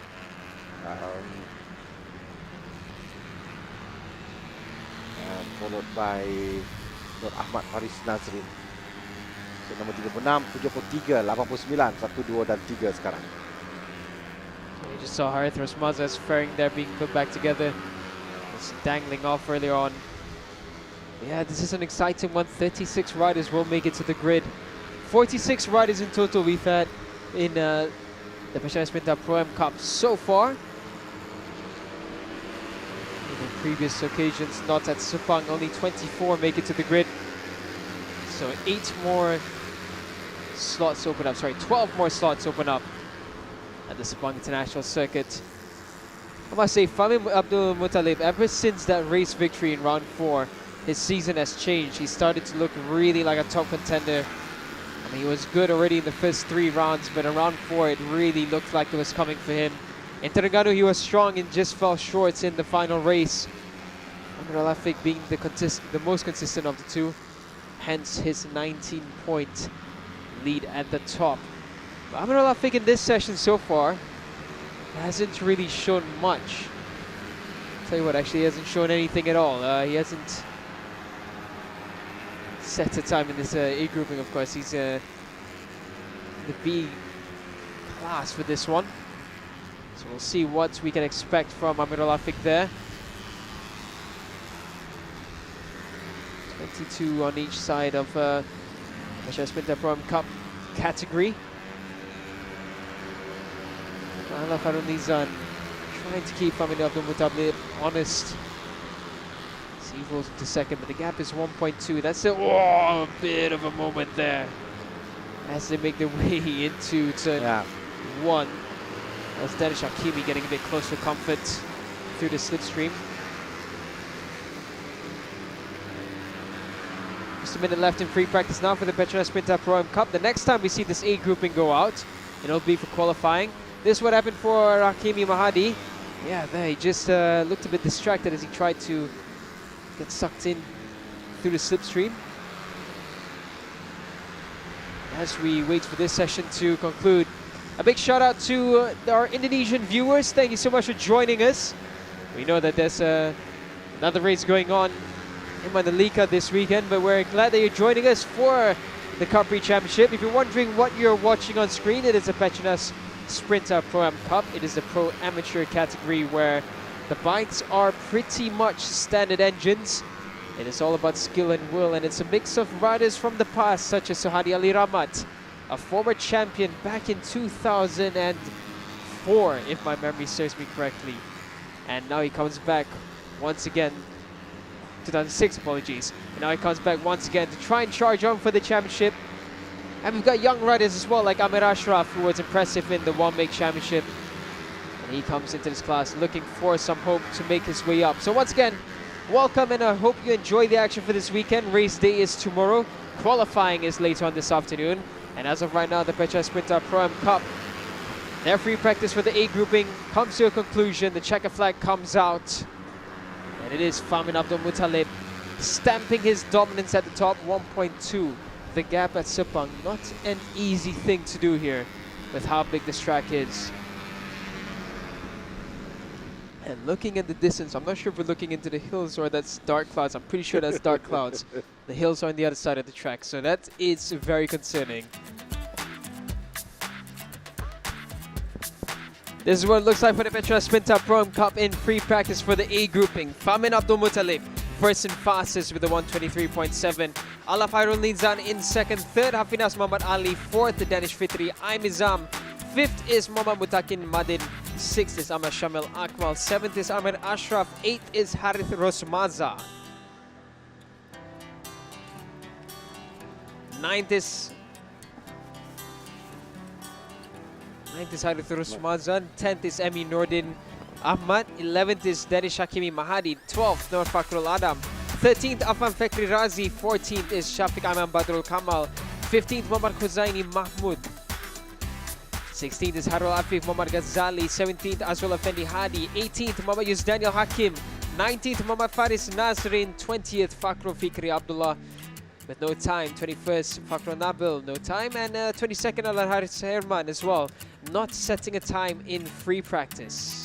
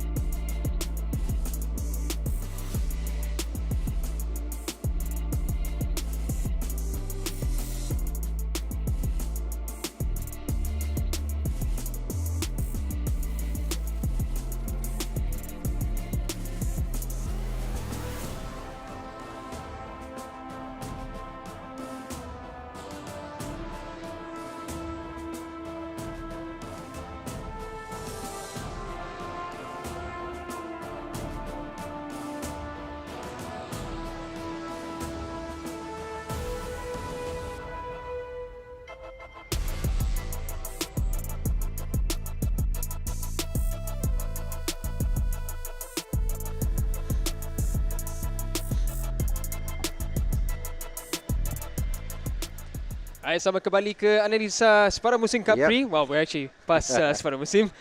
And joining us in the studio today from the dominant force of Petronas Mam 31 Racing Team, Team Manager, Mr. Daniel. Well, welcome to Analisa Cub Prix, and if you could just introduce yourself to all the fans. Okay, I'm Daniel Raj from Team 31 Racing. I'm the manager of this team. So jumping straight into the question, I think this is something I myself always had a... Well, we sort of know it, but we wonder, and the fans also wonder, how is it that 31 Racing runs like such a well-oiled machine and really manages to get these results out with the riders? Okay, actually, as a team like that, the first thing is discipline. Yeah. Discipline. So like my boss Wira, he always take discipline very strictly. Riders also play their part actually, and even our machine. So actually every race we do develop, we'll try to find new things, and we will compare our data with every single race lah, the past and all that, to improve lah, get more improvement in our Z. And yeah lah, actually the riders and the machine, so both of them also play their part. Right. So we actually, yeah, that's why like my boss always, he will take this as like riders, so that they have to be very disciplined. That is the very important thing in our team. Yeah, I Okay, think... yeah. What can you say about your team's performance so far this season after 5 rounds, half season, the first half? The first half The review of the actually first is half. quite tough, and we are still trying to improve more and more. Yeah. But we can see that Samuel Amsha is doing well in second place, but to go and beat Izam Iqmal, so anything that what you guys gonna do to go and chase? Okay, but it's actually not that we far, saw- actually, 30, sorry. what, 29 points I think. Yeah. The difference between the Izam and Okay, actually Shame, yeah, he still a lot of things to improve lah. Like machine wise, so Okay. we are trying to get more and more data Yep. to make it to that we can challenge, we can have a good fight. Actually it's quite tough, but we are still working very hard on it. So speaking of your riders, I mean, if we look at a rider like Faris Putra, now he's been with you guys for a while now, and I think we see the development of him and his improvement in the maturity of his riding, even his character as well. What's it like when you see, well, in your camp, that when you have someone that seems special like that? Is it a bit of pressure to deliver results? Actually, yeah, a bit, yeah. So yeah, actually like this kind of talented riders, we also have to prepare a very good machine for him. Yeah. And actually he give a lot of feedback to our team as well. Yeah, yeah. So all the feedback, we will take it and we will slowly try to improve more and more. I think that's important, isn't it? A rider that can communicate what's Yeah, correct, happening, correct, and then correct. it's easy for the team and mechanics to know exactly how Yeah, to make those adjustments, correct. isn't it? It's true, it's true. Because if riders cannot give a feedback to us, we won't know. Yep. Yeah. So like our mechanic, yeah, they every time want to improve, they will do more and more good things for our bike. But we need feedback from riders to get more and more. Because even earlier just now in free practice, I saw him talking about shattering, and then even from that already, I was like, okay, he's talking about the front shattering. It was immediately obvious. So, yeah, that's definitely an important thing. Yeah, sometimes due to strategy as well. Yeah, I think. it looks like your team that every round, every season, you keep on getting new talents. How do you find this talent? Yeah, good riders, How do we especially find? in Wira, suddenly, boom, one name come up, and then maybe Yeah. it goes up to other team, or goes up, 1 to 5, then you come up, keep on getting it. How do you get the talent? How we get this? Actually, okay, we do take in new riders, and we will slowly we'll try and see their talent will reach until so yeah, if the riders that is talented and disciplined, we will try to push them, give them more encouragement, let them to go further. But if they cannot, so we do need to change and Speaking of discipline, so okay, you mentioned earlier as well, it's about rider discipline and such and such. What would you say is different from the generation of before versus the generation now? Because if we talk about the old motorsports athletes, it was really just having a laugh, having fun, and coming to race day. But then now it seems it's so different. So Athletes. yeah, proper athletes. So what would you say is the key difference between a rider being great and average now? For me, last time don't have so much of technology things, and now, you know, like social media, technology, everything. So the youngsters now are totally different. They are into different things Right. from the past. And as a team, is that hard to like adapt to? Like, because for sure, maybe like Bossiva has like, you know, the mindset of, okay, it has to be done this way, meticulously, must be this way in preparation. But then because the young kids nowadays are, you know, as you mentioned, social media, Yeah. it's a digital world. It's different from Siva's time when he was racing. Yeah. Definitely different. So how do you handle that? Oh, actually, this we have to adapt to it. Right. So it's not the other way around. Sometimes like me and Siva, so we do speak to each other. Hey, like this kind of thing do happen, but sometimes I tell him, bro, technology now and the youngsters now are totally different. Right. So we need to follow their trends, all that kind of stuff lah. To get into the hours. Like, if not, like we used to what we call that old school kind of method, right? Yeah. I think it's they can't really communicate with us with this kind of method. Right, Okay, lastly, that I as well remember that 31 Racing used to control or conquer the Wira category, then move to 125. So was it difficult to move to upper category? He actually started 2019. Actually, it was Yeah. quite struggle for us. Like what I say, Siva, my boss, is a kind that he every time want to find something new. Yep. He every time want to find something new to develop the team. Yeah. And all his hard work, he got what was it lah? We call that. He got the result and the championship as well. Okay. Yeah. All right. Thank you so much, Daniel. Okay, All the thank best you. to your team. Thank All you. the best for the second season. Great having you in the studio. Second half Yes. of the season. Sorry, not Yeah. second season. Okay. Thank you so much.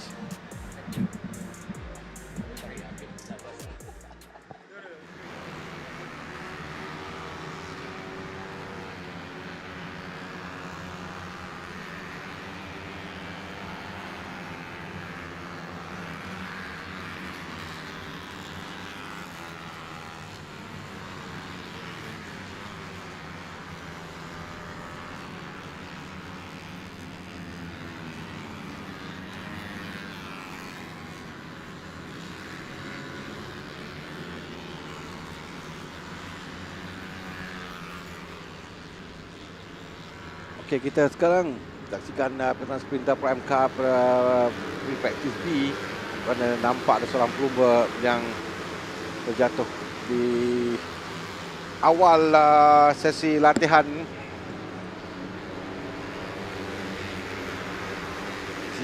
Kumpulan B kita katakan tadi 22 pelumba dalam kumpulan B ini, dan juga kumpulan yang sangat besar untuk mencari tempat dalam grid permulaan perlumbaan. Satu tugas yang agak mudah bagi mereka, tapi mereka akan cuba dan kita sedang menantikan jatuhan pertama. Seperti yang saya katakan tadi, pencabar yang ada dalam kumpulan ini, kita ada Suhadi Ali Rahmat yang kita lihat sekarang boy yang kecewa dalam dua perlumbaan terakhir ini. In fact, in Teluk Intan he was doing quite well sebelum dia dipanggil keluar atas sebab teknikal dan tidak dapat meneruskan perlumbaan. Di Terengganu pula dia DNF. So maksimum 50 mata dah hilang dekat situ. So now this is time untuk dia cari balik untuk menampung yang dihilang dua pusingan. So Suhadi is I think doing his best untuk dapatkan rhythm balik, dapatkan kedudukan yang baik di sini untuk mencari semaksimum mungkin mata untuk dia bawa di second half of the season ini. Yeah, it's not easy to come back from 2 DNFs, and championship-wise, it does make it look a little bit bleak. Yeah. But as always, as we always say, nothing is over until the final checkered flag on the final race day is waved. So he's gonna, you can bet your bottom dollar that he's gonna push 110% until the very end. That is the former champion that Suhadi is, that is what he will give us. And we're always in for it. And a bit of a moment there for Suhadi on the second turn. So he's just sitting up and trying to catch a breather there. Just pushing a bit too hard too early on. Yeah, it's not going to be an easy one for Suhadi. He just has to target maximum points every single round, which has always been the target anyways, but it's just a bit more pressure onto it. In this championship as well, another one that's been impressive is Shafiq Nazrul Abdullah.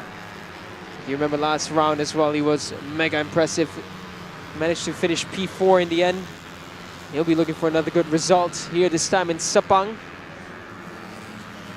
So it's all the said but not done for the Petronas Winter Pro-Am Cup. Amrul Afiq, of course, in this half as well, in the B grouping. He'll be looking for a strong result here. Amrul Afiq, him and the bike have been performing at a very, very high level all throughout this season, especially after that suspension change that we saw in Tangkak. Really started to come together for him. Sani Irfan Safrizan coming up to the top of the 125.3. So Sani Irfan looking better in this free practice session. Shafiq Nazrul in third, Shafiq Zulkifli in second. It's a nice little bit of a mix that we're getting. Just under 10 minutes left in this free practice session. Ada 9 minit lagi untuk mereka. Sani Irfan sekarang ini, Shafiq Nazrul yang kedua, Usama Narzam, Kanafi Kamarudin, Suhadi Ali Rahmat tempat yang ke-5. Best lap dia di lap yang pertama tadi dengan pushing himself to get keputusan yang lebih baik. Mawun Lun, seorang lagi pelumba senior yang berada tempat yang ke-7. Lihat catatan masa 1.25 oleh Sani Irfan, 1.26 oleh Shafiq Nazrul, 1.26 oleh Usama Nazam, 1.26 oleh Suhadi Ali Rahmat. Adrin juga 1.26, kemudian Mawunu 1.28. Itu adalah best time yang dia lakukan oleh pelumba. Tapi sekarang ni kalau nak lihatkan 1.26 catatan yang baik yang dia lakukan. Azri Haris Abdul Fatah baru lakukan 1 minit 25.133 saat. Lebih baik pada Sani Irfan 1.25.385 yang dilakukan 1.25.726 oleh Suhadi Ali Rahmat di tempat yang ke-3. So this all 1 to 1 dalam lingkungan 1 minit 25 saat. Kita ada 4 pelumba yang lakukan 1 minit 25 saat.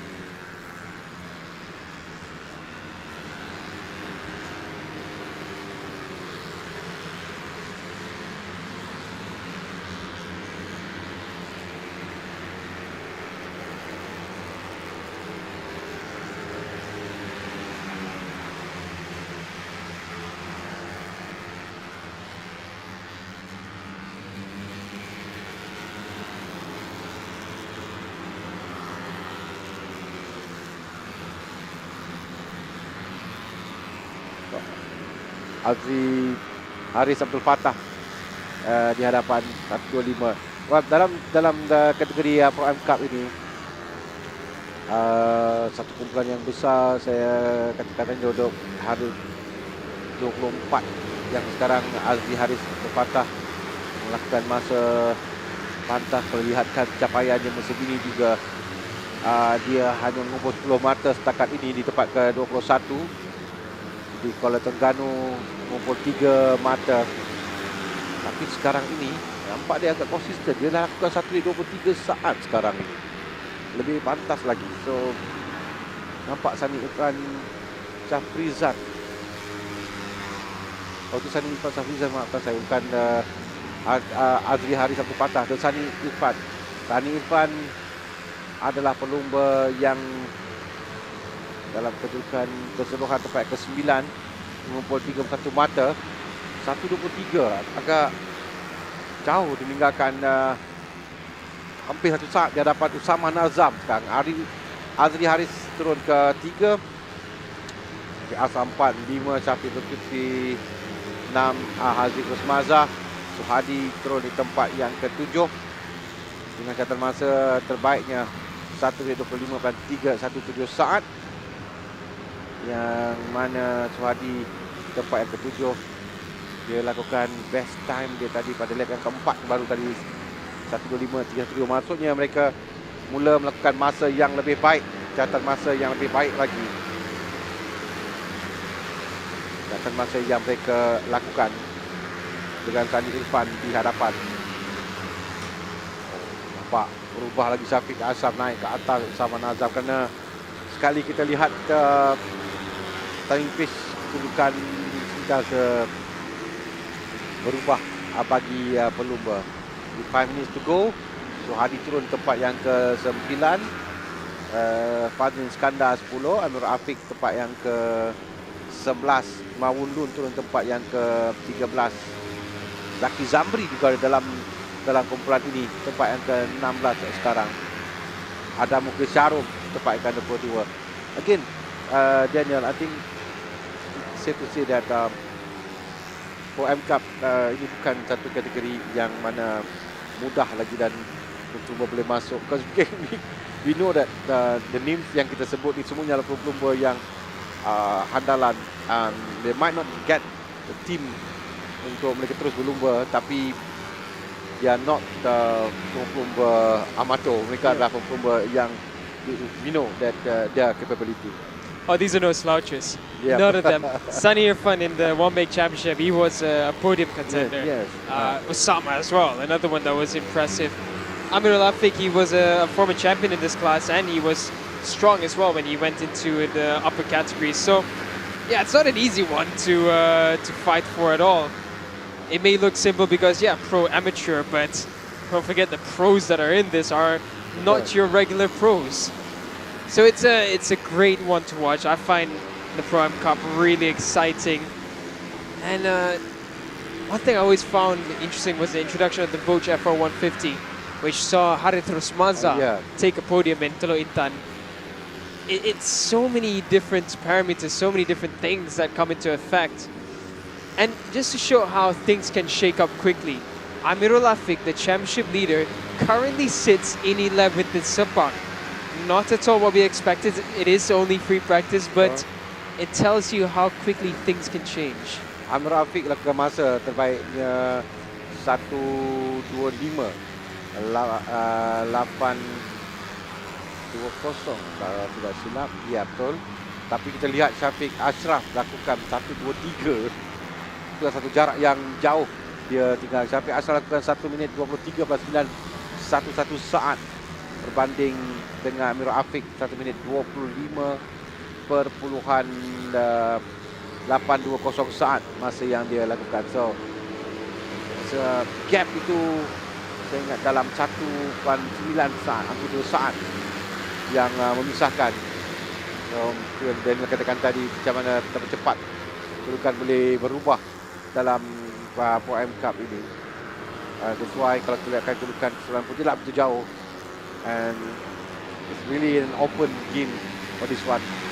Siapa nak menang di sini memang suka, walaupun kita ada few names yang kita akan sebut sebagai pendahulu, sebagai pelumba yang berada di depan, tapi it's always open kepada kalian pelumba untuk melakukan kejutan, untuk mereka melakukan sesuatu.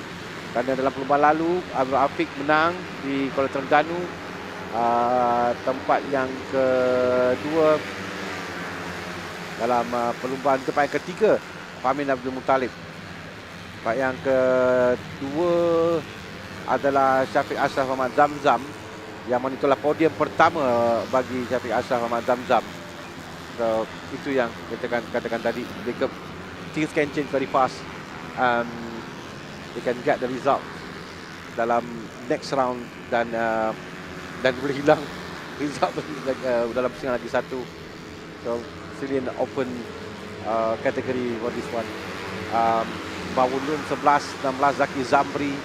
Pertama sekarang ini Syafiq Ashraf Ahmad Zamzam yang now seems that lepas Kuala Terengganu dia dapat cari apa that yang missing for the first 5 rounds. Now round yang lepas di tempat yang kedua, round ni nampak dia setakat ini dia terpantas dengan 1-2-3-9-1-1. Sani Irfan 1-2-3-9-2-5 dengan Syafiq Zulkifli 1-2-3-9-6-1. Yeah, I think the way you described it is absolutely perfect. That's the best definition for this class, an open game. Because it really is that, isn't it? It's really impossible to say that someone's going to be easily winning any round. You can be dominant in round 2, for example, and round 3 have a completely different result. It's really probably exciting. Sahadi Zaki, who had a good result in the Sepang Utara early on in the season. A good result in qualifying, that was. Now looking strong again, third fastest. So the Voce FR150 not having any issues at all at Sepang. Now just looking at Shafiq Ashraf, who's really trying to lead the way. It's still a question mark right now over Amirul Afiq's performance as to why he's not finding his way easy around here. He's all the way down in 12th, which is far from what we expect. So something really not going well for Amirul Afiq at his camp. So they're going to have to figure this one out. Because in comparison to every other session we've seen Amirul Afiq this season, he should be well in fighting for the top. But as of right now, the checker flag comes out. Mawun Noon looking good in Sepang. He's using that experience well. It's good to see Mawun Noon finding his way around. But yeah, a lot of question marks from this session. I was mentioning earlier in the previous one that we're excited to see what Amirul Afiq can bring to the plate with Famin Abdul Muttalib looking so strong in his group. Looks like Amirul Afiq's going to have to play a bit of catch-up going into race day tomorrow. And for qualifying later on, that's going to be another important session for Amirul Afiq. Just setup-wise, of course, qualifying here doesn't matter too much because you have the slipstream effect and plenty of opportunity to find overtaking areas. But yeah, timing-wise, this is not looking good yet for Amirul Afiq. We follow this last group as they make their way around. Zaki Ahmad, fastest first sector done by him in this session, fastest off this group. He should be on for a good lap with a bit of slipstream in front of him as well.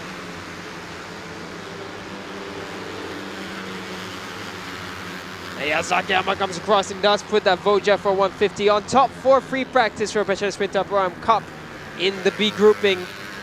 So that's looking like another decent build-up for the race weekend for Zaki and the Vogue team.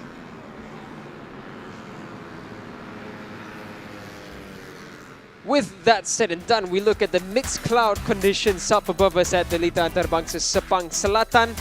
Zaki Ahmad fastest in the session, Shafiq Ashraf second, Sani Irfan third, Shafiq Nazrul in fourth, Sohadi Ali Rahman in fifth, Haziq Rusmalza sixth, Osama Muhammad Narzam in seventh, eighth is Muhammad Azri Haris.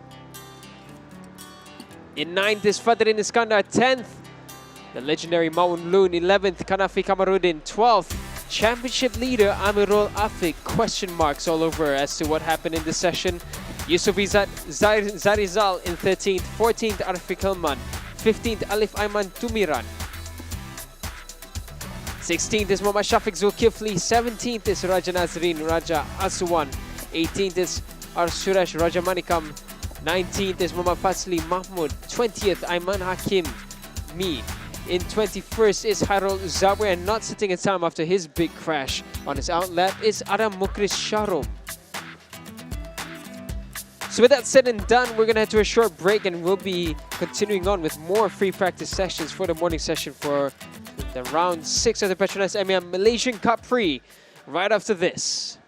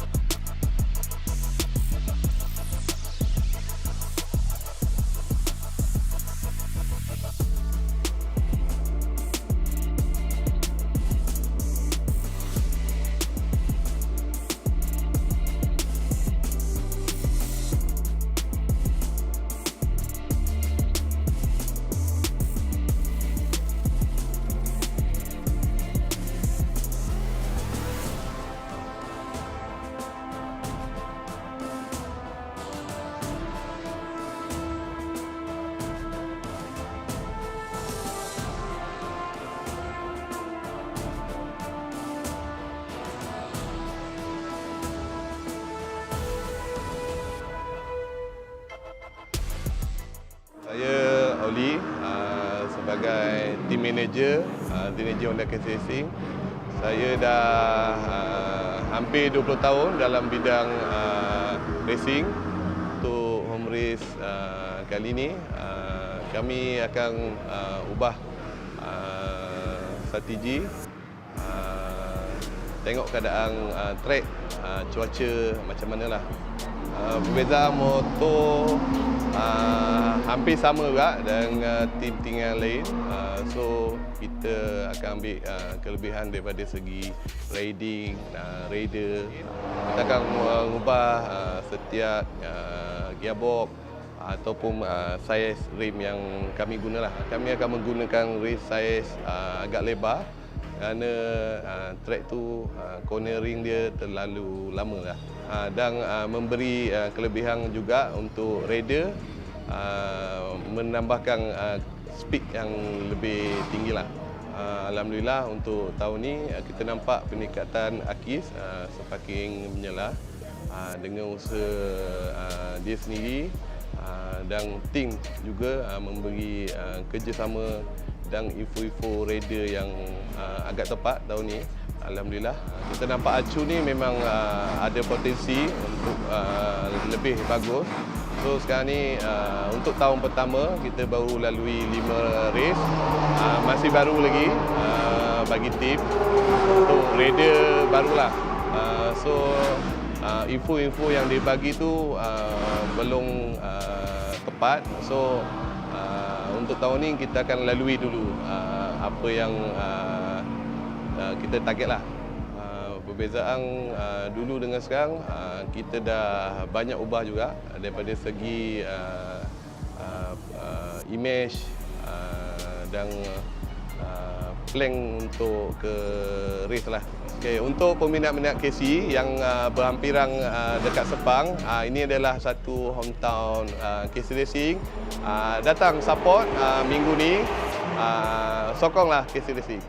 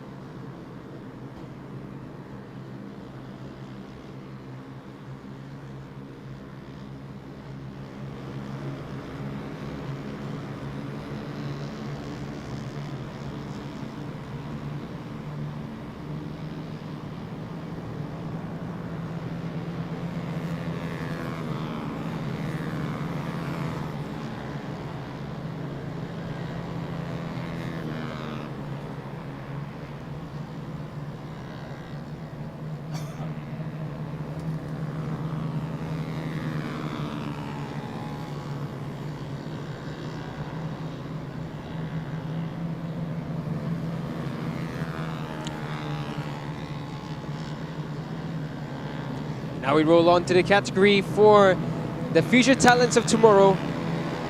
First and foremost, Yamaha Petronas Super Series. This is where Yamaha starts finding their talent pool for the next Cosma Daniels, the next Afif Amran, the next Akir Aziz. They begin here.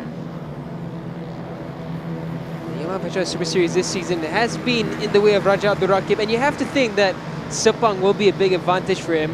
He's very small, he's light, so it's going to be easy for him to slip past through the slipstreams.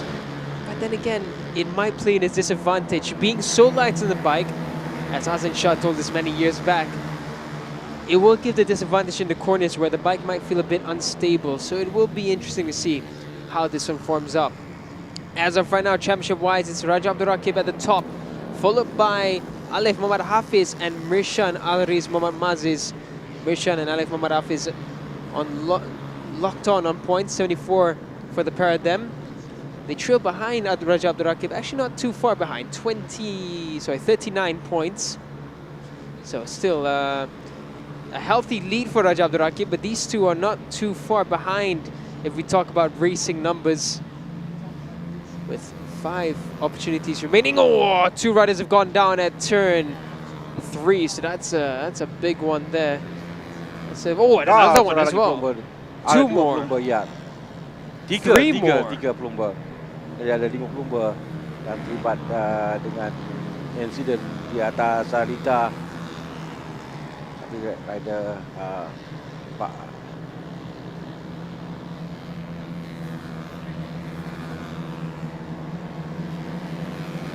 Setakat ni masih lagi diteruskan bagi sesi latihan bebas untuk Yamaha Petronas Super Series. Tadi Daniel dikatakan macam mana Raja Abdul Rakib, Raja Muhammad Nur Fatihah yang musim ini nampak tak akan menjadi musim miliknya kerana dengan 4 kemenangan sekali saja dia mendapat tempat yang keempat pada perlumbaan yang keempat. Memang perbezaan yang sangat jauh di antara Raja Abdul Rakib dengan Alif Hafiz kedua dan Malaysian Alvis di tempat yang ketiga. Alif dengan 74 mata, Malaysian dengan 74 mata. Nampaknya perebutan tempat kedua yang lebih terbuka, lebih ketara di antara Alif Hafiz dengan Malaysian Alris. Afiq Syazani tempat yang keempat, tempat yang kelima Ahmad Rayyan Kayum, kemudian Aris Syazwan Afran. Itu lebih nampak kerana dalam perebutan di atas perbezaan antara kedudukan dua pelumba di atas 113 untuk Raja Abdul Rakib dan Alif serta Mirshan dengan 74 mata, perbezaan 39 mata. 39 mata, tapi kita ada 5 round lagi, masih terbuka. Macam mana kita cakapkan juga dalam kategori utama, kedudukannya hampir sama dengan mereka ini. All they need to do is dekat sini untuk menyekat Raja Abdul Rakib daripada terus untuk menguasai jika mereka mahu untuk membawa persaingan ini sampai ke perlumbaan yang terakhir nanti. Because sekarang kalau kita dapat lihatkan di hitam bagaimana catatan masa Akif Kayum yang terpantas, Al Imran kedua, Malaysian 3, Raja Rakib tempat yang keempat. Rakib yang nombor 6, jentera nombor 6.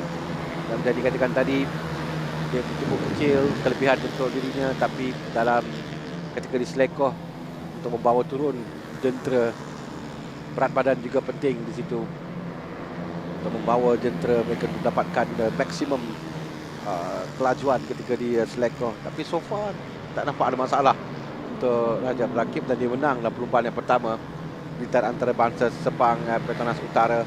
Dia menang di militer Tangkak, dia menang di Terengganu. Nampak setakat ini memihak kepada Abdul Rakib yang sekarang dah naik untuk tempat yang kedua terpantas dengan masa dilakukan 1:41.946 saat. Kerana Ali Imran yang baru lakukan tadi 1:40.649 saat terpantas Dita. Satu-satunya pelumba melakukan masa 1:40 saat buat masa ini di peringkat awal bagi Yamaha Petronas Super Series untuk sesi latihan bebas. Mereka ada satu sesi latihan bebas sebelum ke sesi kelayakan yang akan berlangsung di sebelah petang. Dua sesi untuk hari ini bagi mereka sebelum mereka keluar esok, warm up dan perlumbaan yang akan berlangsung di sebelah petang bagi kategori ini.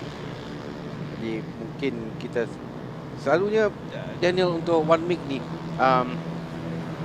we have riders yang first time berlumba dalam kategori, we have riders yang second year dalam kategori ini.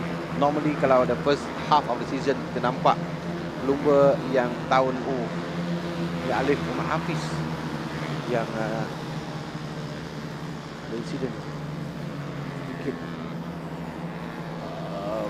jatuh, tapi di tempat yang sama juga tadi kita lihat beberapa pelumba yang terjatuh. We can see that second half of the season that pelumba yang kali pertama ni mula bangkit kerana mereka dah faham bagaimana untuk risk management dan bagaimana untuk mengendalikan jentera dalam perlumbaan. So we might see that rider yang sebelum ni tidak menyelah, mereka akan dapat untuk bangkit pada bahagian kedua dalam season. Yeah, it's an opportunity for all these riders, the ones who are new and the ones who are doing it for the second time. And experience really does play a matter as well in championships. It's understanding the bike better, understanding the track a little bit better. now we're seeing these two riders riding on their own, but riding alone in this class in Sepang doesn't really benefit much, as slipstream becomes the biggest factor of all. There's not much power in these easy 115 Yamahas, so they really have to get that slipstream through. For now we're looking at Akif Koyum and Mirshan Alvarez. Mirshan is struggling to find a bit of time around Sepang Utara. Sorry, Sepang Selatan. Sabah Selatan. Yeah, we're just crossing towards halfway through. Ali Imran still the fastest on track. For these riders, I think the main key here will be all about just planning your race well. It's going to be one big group, unless Ali Imran manages to run away with it. Yeah, you can see Raja Abdul Rakib not finding it easy around here. That's what we're talking about just now. Just because the weight will benefit him on the straight, it doesn't benefit him in the turns though. So that's going to be the struggle for him. Being so light on the bike will make it feel a bit awkward around the fast turns of the Sepang International Circuit. That's going to be the key to unlock here. See large groups of riders just running around, groups of 5 or 6 riders. Turn 9's been a real bit of a talking point already, because they're trying. I think tempat yang sama. Yep. Because they're trying to carry a lot of rolling speed, and it does go uphill, so that makes the front very light. And for these riders, some of them it's the first time negotiating Sepang in this layout, so it's going to be something to learn for them. They're trying to get as much rolling speed through, but it does cause a bit of uneasiness on the front end. And turn 9, no matter what category, well, turn 9 in the full track, turn 3 for the south layout that we're racing on, it catches riders up very easily, no matter what category you watch. If it's Cubprix, Malaysia Superbike Championship, Asia Road Racing, or even MotoGP, it'll catch everyone out. So it is a learning curve for many of the riders that we have here. So far kita nampak Ali Imran bukan masa 1 minit dan masa dia lakukan di sini yang terpantas buat masa ini dengan masa 1 minit 39.153 saat, 1.40 oleh cara ni. In fact, Ali Imran dalam kubu pertama lakukan masa di bawah 1 minit 40 saat. In fact, Raja Berakhir lakukan 1 minit 40.621 berada di tempat yang keempat. Kita ada 1, 2, 3, 4, 5 pelumba 1 minit 40 saat. But we have Ali Imran Mazul Hijri dengan 1 minit 39.153 saat. Atau benchmark catatan masa yang dilakukan oleh Muhammad Ali Imran Mazul Hijri. We have one rider with the problem. Nombor 19 mengangkat tangan. Salah di Lita.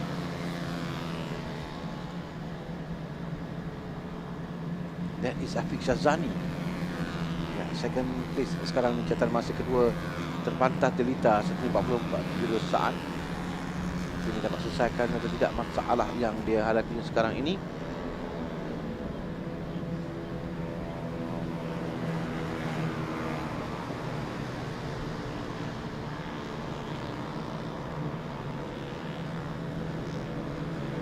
It's just Ali Imran. Those laps before, he had the perfect slipstream everywhere through it. That's what you need in this class. Absolutely what you need. He's done it very well. So Ali Imran looking early on like the man to beat. He'll be looking to take this charge higher and higher.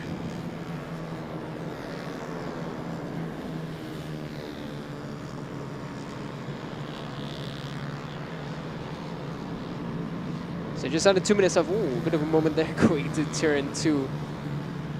So Ali Imran, yeah, once again, he will be the one on course for a brilliant result. He'll be looking to charge on forward.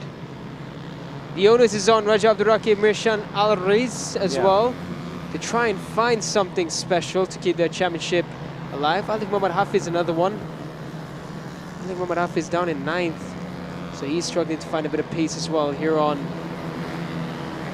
That's going to be anything on the minds as they make their way into qualifying later on. That's the next session, qualifying. We'll see that later on this afternoon. And hopefully dry conditions once again. As right now the weather in Sepang has been blissful, we shall call it. It's not given any surprise as we roll into these sessions. So far it's been interesting. I think every category hasn't been what we predicted just from previous results-wise. It's been a bit different here and there. It's been somewhat a story builder. We're trying to find all these new riders just coming up into form. And that's the thing that I find interesting whenever we cut halfway through a season. Yeah. You have riders who just have done their training a bit different, but found a few things here and there, and that's what's allowed them to come into a brand new form. That's what we're going to be looking out for. Bagaimana berbangkit untuk mengatasi catatan masa Al-Imran kerana lakukan masa agak laju 1 minit 39.357 saat dibanding 1 minit 40.205. 1 saat different between Ali Imran dengan Syazril Akif dan Raja Abdul Rakib. Saat itu adalah jarak yang agak jauh juga dalam perlombaan bagi 1 lap. So nampak Ali Imran di sini lebih jauh cemerlang berbanding dengan lain-lain pelumba. Setelah pun tamat bagi Yamaha Petronas Mam Series untuk sesi latihan bebas mereka. We'll have 2 lagi latihan bebas yang akan kita saksikan selepas ini untuk kategori one week. Kita beralih ke latihan bebas yang seterusnya. Jadual kita pada hari ini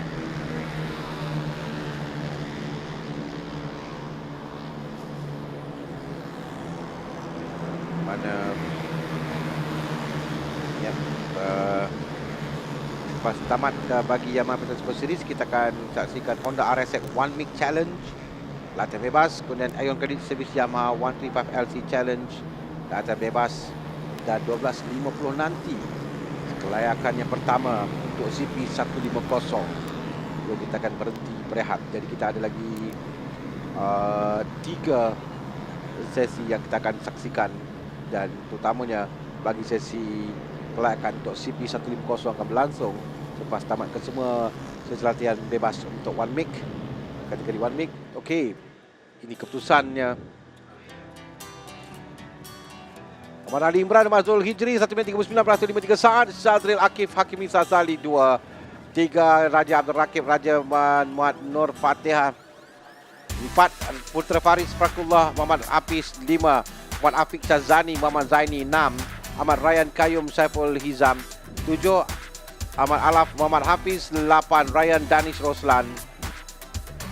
9 Ahmad Haris Ikhwan Ahmad Maulana. 10 Mirchan Al-Riz Muhammad Maziz. 11 Muhammad Amir Muhammad Hafiz. 12 Muhammad Akif Kayum Ros Effendi. 13 Said Wakif Akil Said Mazri. 14 Muhammad Zil Kayim Muhammad Yusmizan. 15 Muhammad Najat Zakwan Azwardi. 16 Muhammad Akil Mirza. 17 Muhammad Arif Darwish Muhammad Fuad. 18 Nur Fatihah Balkis Muhammad Fauzi. 19 Raja Atak Nur Muhammad Daniel. 20 Muhammad Aspan Arish Arsyad. 21 Danish Safwan Azmi. 22 Syekh Muhammad Ishraf Syekh Muhammad Syukri. 23 Tang Kahwing. 24 Muhammad Irish Syazwad Muhammad Afran. Daripada ketika kita akan kembali nanti untuk kategori Honda RSX One Week Challenge.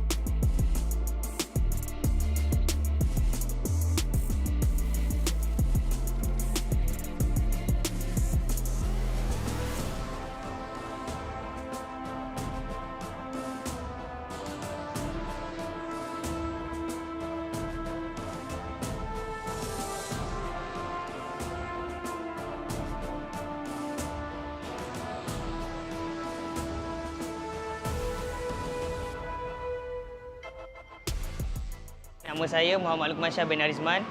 Di sini saya selaku pembantu kepada tuner dan juga anak kepada owner iaitu Narizman bin Madin.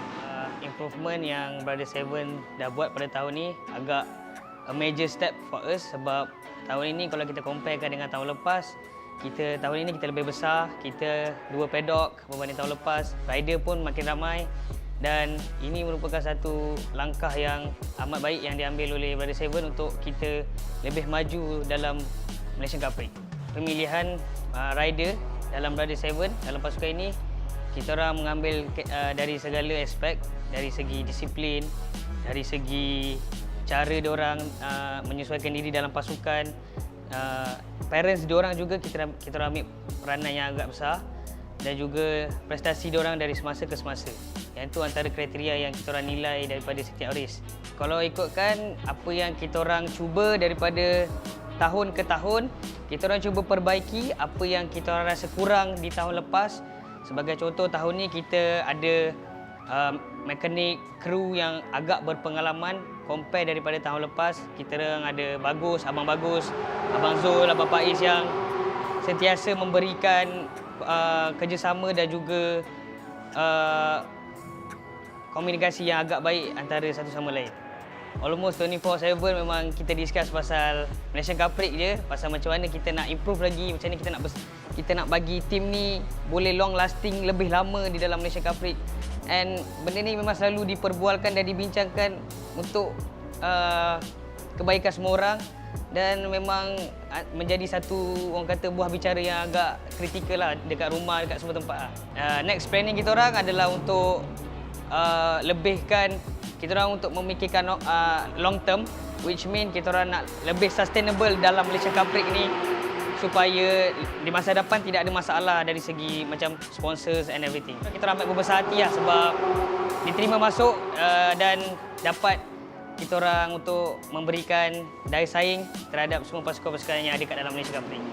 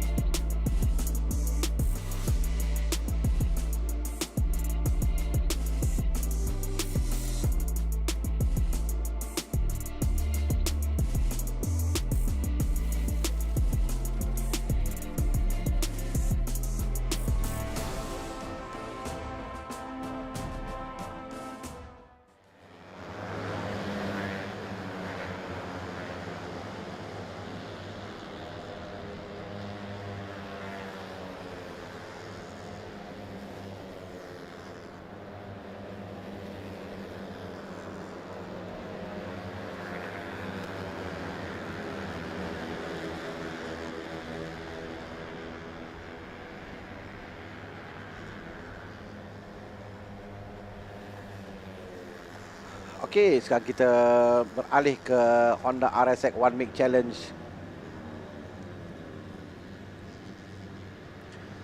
It's another one-make class, this time for the Honda program. We've seen a number of Honda riders come up through the Honda one-make championships to become future talents of tomorrow, and they have proven their worth. It's been impressive to see the rise of the riders through this Honda one-make championships. And I find it interesting that Honda is using the RSX ever since they've introduced this 150. I think it's good for the progression of the riders just to get used to the power. And I think it brings a level of maturity in the riding as well. We've seen some riders come up through the RSX one-make and really impress. So plenty of names that we'll be looking up for through this class. One that we're really looking forward to is Akir Ramadan, who had a DNS in round 5, so he was unable to continue on in Terengganu. Ya, before that dia menang 4 perlumbaan berturut-turut. 4 perlumbaan berturut-turut dia menang, dan disebabkan dia ada satu DNS, ini membolehkan Haziq Naufal Adam yang tempat kedua sebelum itu sentiasa di belakang Akir Ramadan. Dia DNF pada pusingan yang kedua. Dia dapat yang kedua di Kuala Terengganu mengumpul 80 mata, dan jadikan 20 mata dia memisahkan Akir Ramadan dan Haziq Naufal.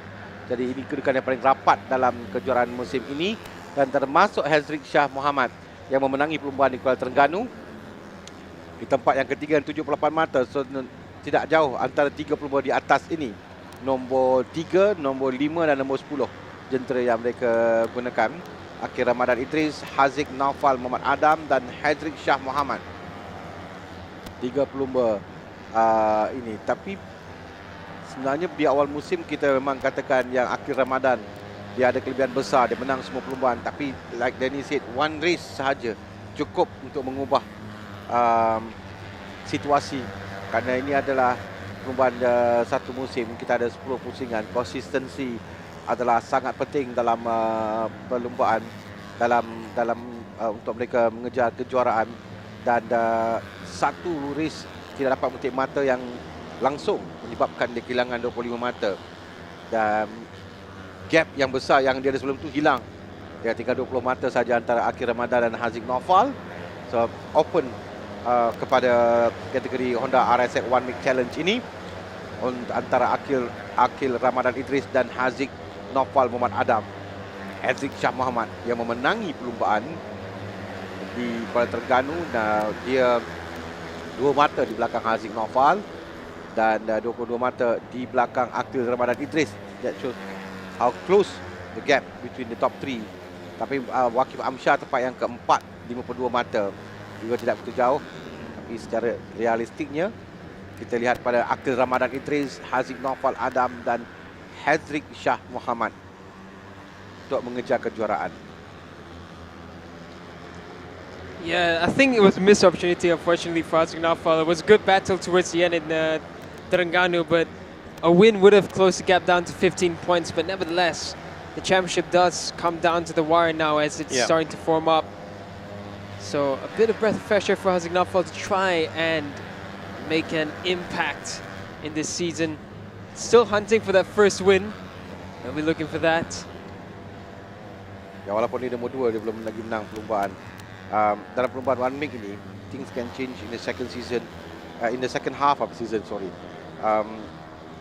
drastically, because ada satu tahun saya masih ingat dalam satu kategori One Make di mana seorang pelumba yang dalam 5 perlumbaan pertama tidak pernah menang satu perlumbaan pun, dan kutipan matanya tidaklah begitu baik. Tapi mulai pada pusingan yang ke-6 dia menang, sampai ke pusingan yang ke-10 dia menang, menyebabkan dia jadi juara pada musim itu. So still ada besar lagi peluang untuk kesemua pelumba. Ada 125 mata maksimum yang boleh dikejar oleh mereka. Yang penting konsisten dalam kutipan mata, itu yang perlu ada pada pelumba, dan tidak boleh terlalu kopoh atau melakukan kesilapan yang mudah yang menyebabkan mereka kehilangan mata. Dan here dalam kategori ini adalah a good learning curve for all the riders, untuk semua pelumba. Mereka belajar daripada melakukan kesilapan, belajar untuk tidak melakukan kesilapan. dan memikirkan untuk mata keseluruhan yang mereka boleh raih dalam setiap perlumbaan. So, itu yang penting untuk mereka dalam kategori ini. This is it's interesting already. Just looking at the timings, Akhir Ramadan, after the disappointment for him in Terengganu, already starting off strong. More than half a second. 0.6 is the gap that he has at the top for free practice as it stands. It's 7 minutes remaining. We just crossed over halfway through this 15-minute session. So it will be interesting to see how this forms up. Again, Sepang poses a different threat. The main threat being slipstream. Do you want to lead in the race? Do you want to stay in the group? This is where the maturity of a rider comes into play. We're going to see the real test of maturity between Akhir Ramadan, Hazim Naufal, Hezrik Shah, Wazif Amshar. Can they bring something special here? Bezanya sedikit daripada litar antarabangsa Sepang Petronas Utara. Kalau di Utara tu last turn, dua selekor akhir, mereka akan masuk ke selekor akhir dan menuju ke garis penamat satu jarak yang agak jauh. Dalam di sini mereka akan keluar kalau kira-kirakan, kalau ikutkan pada track besar adalah turn 14. Dia keluar situ dalam keadaan yang agak selesa berbanding dengan Utara. Nak keluar the last tu dia agak kecil sedikit, yang ini agak lebar. Dan biasanya di sini bila lebar mereka akan keluar dan ambil racing line untuk tuju ke garis penamat tu. So that's yang mereka akan perlu untuk berikan tumpuan dalam perlumbaan. Jadi masa latihan inilah mereka akan lihat, akan mencuba untuk melakukannya. Bagi pelumba Honda RS One Week Challenge ni, mereka ada 2 peluang sebelum perlumbaan dan latihan bebas, kemudian 3 peluang latihan bebas, kelayakan dan warm up esok. Tapi warm up tu lebih kepada untuk mereka manaskan enjin dan jentera mereka. Jadi pasal latihan ini dan kelayakan, mereka akan cuba untuk dapatkan ni, saya kata Danny katakan tadi, slipstream di sini. Sekali bila keluar ramai dan mereka akan rapat di belakang tu, ada kelebihan untuk dapatkan angin untuk memintas. Itu maksudnya berada di depan pun belum lagi menjaminkan untuk menang dalam perlumbaan. They have to really have the gap untuk dapatkan pastikan tidak ada striking distance dari pelumba di belakang, dan juga untuk memastikan tidak mudah bagi pelumba belakang untuk memintas. Yeah, this is a bit of a moment there on the exit. Just coming through, you can see, wow, look at the front. How is that bike stayed upright? So that's strange. I'm amazed that he managed to keep the bike right up. But yeah, that can happen in around that turn. It's bumpy on the outside. Bisa Hezrik Shah yang memilih laluan racing line di luar untuk ketika masuk di selekor. Like I said again, perhaps it's part of the strategy of pelumba tersebut untuk ketika di selekor bagaimana untuk masuk dan keluar. They will try different racing line here untuk dapatkan kelebihan itu, especially di turn yang terakhir, selekor terakhir nanti, untuk mereka dapatkan anjakan ke depan itu. Yang itu yang dilakukan oleh pelumba. Kita sekarang di bawah 4 minit untuk tamat bagi latihan bebas bagi Honda RS One Week Challenge. Nampak kedudukan yang, kalau satu kumpulan yang rapat, satu kumpulan yang agak besar antara pelumba. It seems like dalam perlumbaan juga kedudukan begini antara mereka. Kaitan masa yang mereka lakukan tidak begitu jauh, tapi Akhir Ramadan Idris lakukan masa 1 minit 27. Di only rider yang lakukan masa di bawah 1 minit 28, dan dia hampir 1 saat di hadapan Imran Zakwan, Adam Ahmad Saidi, Hazrik Naufal, Hezrik Shah Muhammad. So ini adalah baik untuk Akhil, pendahulu keseluruhan yang nak letak balik jenteranya dan letak dirinya di atas tengah podium nanti pada perlumbaan esok. So that will make him dapat balik kelebihan berada di depan, will increase dia punya lead dan mengukuhkan kedudukannya dalam separuh yang kedua bagi musim 2025 ini. Yeah, for now the second half of the season poses a new opportunity, and I would say right now it's a 3 rider battle between Akil Ramadan, Haziq Naufal and Hezrick Shah. Should Akil Ramadan find another good result, another victory here, he could potentially have a round in hand. I think that's where the question really starts to get risen. On whether or not Akil Ramadan's rhythm gets ruined after Terengganu. Just race-wise, because clearly in pace, Akil Ramadan has that slight advantage still. And currently what I find impressive is Imran Zakwan here in Sepang. Imran Zakwan trying to keep Akil Ramadan honest, and Adam Ahmad Saidi doing a good job at it as well. Adam Ahmad Saidi started the season well with 16 points in round 1. That's 3rd place on the podium. But after that, just struggled to find any way up onto the podium again. Still scoring some decent points. And look at the man is 2nd right now, the young rider, Imran Zakwan. Managed the podium in Teluk Intan, but a DNS as well when it came to Terengganu, which I remember exactly what it was, the red flag situation. Yes. In the opening lap. So that's what happened in the restart. They didn't manage to finish it. They were involved in that incident. So plenty of riders missing out on big points in Terengganu. So they'll be looking to find their way to higher spots in the grid once again. So Akil Ramadan, who failed to make it, fantastic 5 out of 5. Still making another 5 opportunities now. See Akil Ramadan there, side by side with Haziq Naufal. Haziq currently sitting in 4th. They come across the line. No one improving on this lap. But Farhan Benjamin does go up a few positions. Putra Arif as well, up into 7th.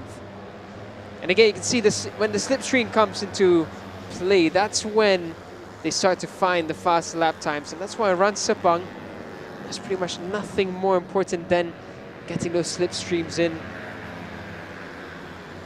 to find the fastest way around.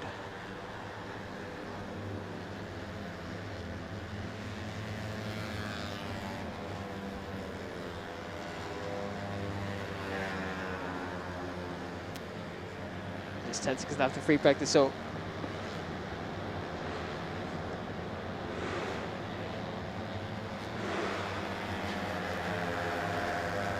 Wait.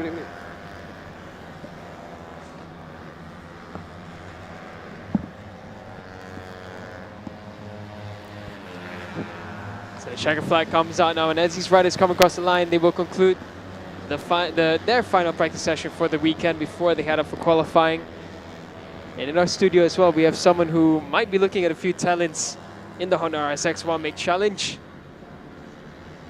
And we follow now currently Sector 1's Imran Zakwan on a decent lap. Farhan Benjamin as well, and Wazif Amshar. No one else looking too impressive. Fighting for slipstreams as they come across the line, and no one's really improved on this one. Adil Zarif posts his best lap. Wazif Amshar goes up into 7th. Fikri Mahmoudin goes up into 11th. So some decent finishes towards the end, but ultimately nothing threatening Akil Ramadan at the top. Ramadan, of course, will be hunting for a better rise to form than what happened in Terengganu. As of right now, in Sepang International Circuit that's heating up, this is what Honda RSX One Make looks like after free practice. Akil Ramadan, first and fastest, who leads the championship as well. Imran Zakwan 2nd, Adam Ahmad Saidi 3rd, 4th Haziq Naufal, 5th Hezrick Shah, 6th is Aidil Zarif, 7th is Muhammad Wazif Amshar, 8th is Putra Arif Iskandar. 9th is Muhammad Ryan Darius Mahadi, 10th Muhammad Farhan Benjamin, 11th Muhammad Fikri Mahmoudin, 12th is Nachril Muhammad Zabidi, 13th Farish Daniel, 14th Irfan Darwish Shah, 15th is Muhammad Ryan Arif, 16th is Muhammad Adam Mikhail Abdullah, and Akif Zikri in 17th, not setting a time in free practice.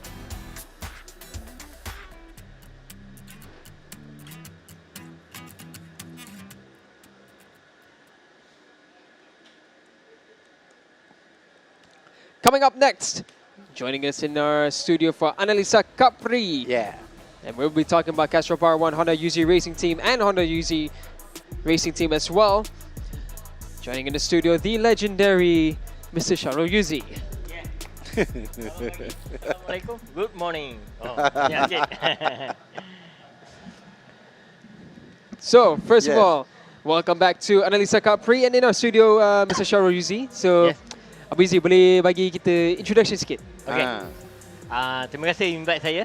So, kali ini saya di-invite sebagai tim Castrol. So, Castrol Power One Honda UZ Racing. Alright. Dan tim UZ Racing ni dalam Castrol kita ada CP125. Jadi ini adalah kategori junior yang kita cuba didik untuk pergi peringkat yang lebih tinggi untuk CP150. Alright. So, kategori CP125 ni kita boleh dikatakan antara kategori yang battle dia very tight. Dia very tough category. So, apa cabaran yang paling besar untuk Abang Yuzi bila masuk CP125? Cabaran memang paling besar lah sebab ini adalah tahun yang ketiga.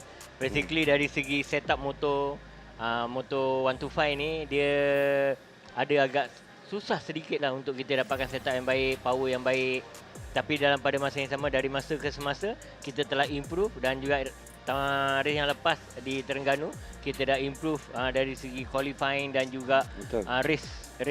Jadi so far alhamdulillah lah rider pun ada improve sebab bila development ni adalah pelumba-pelumba muda. Jadi untuk diorang memberi feedback pada kru tentang motosikal ada agak susah sedikit. Jadi kita sebagai yang berpengalaman ni kita cuba bantu dia, memberitahu dia. Jadi sebab itu kita ada agak slow sikit lah compare dengan lain, tapi semua progress sangat baik lah. Cuma kalau tengok biasa orang tahu Yuzi punya team ni 150. So sekarang ni bila 125 dia tengok so far 5 round untuk musim ni dalam 125 macam mana? Okay, basically dalam round dah lepas 5 round. Basically daripada Tuintan sampai ke Terengganu kita dah improve lah. Basically daripada time dengan tim-tim yang berada di depan. So time dah semakin close dan rider pun sudah menempatkan orang kata di shootout 2. Jadi itu salah satu yang penting. Dan insyaAllah lah selepas race Sepang ada 5 lagi pusingan, dah pasti kami akan bekerja keras dan juga akan membuahkan hasil podium. Kita tak tahu di mana, tapi kita yakin pelumba kita dan motosikal kita dengan kru kita boleh menaiki podium lah. So mungkin di Sepang, kita tak tahu. So untuk Abang Yuzi kan, Abang Yuzi dah manage riders seperti Azrai yang memang dah menunjukkan bakat dan memang dia dah at the top of kita punya motorsport in 2 wheels kan. So macam mana Abang Yuzi dapat pilihan rider untuk CP125? Contoh macam Aisyah Safi dengan Akil Danish. Macam mana Abang Yuzi nampak bakat diorang yang Abang Yuzi confident diorang ni akan jadi pelumba kita untuk musim ni? Macam nak tengok talent. Salah satu lah tadi selepas sebelum interview ni ada perlumbaan ada one make race punya practice. Daripada one make race itulah yang kita ambil. So itu salah satu option yang kita tengok, dan juga salah satu dia daripada pasukan Wira. Contoh dia daripada pasukan Honda Wira ataupun daripada mana-mana lah. Jadi option tu yang kita ambil serapkan ke Castrol. Jadi kita didik mereka lagi untuk pergi ke orang kata bagi mereka lebih profesional dan menggunakan motosikal yang lebih laju sedikit daripada one make dan juga Wira. Di CP125 ni.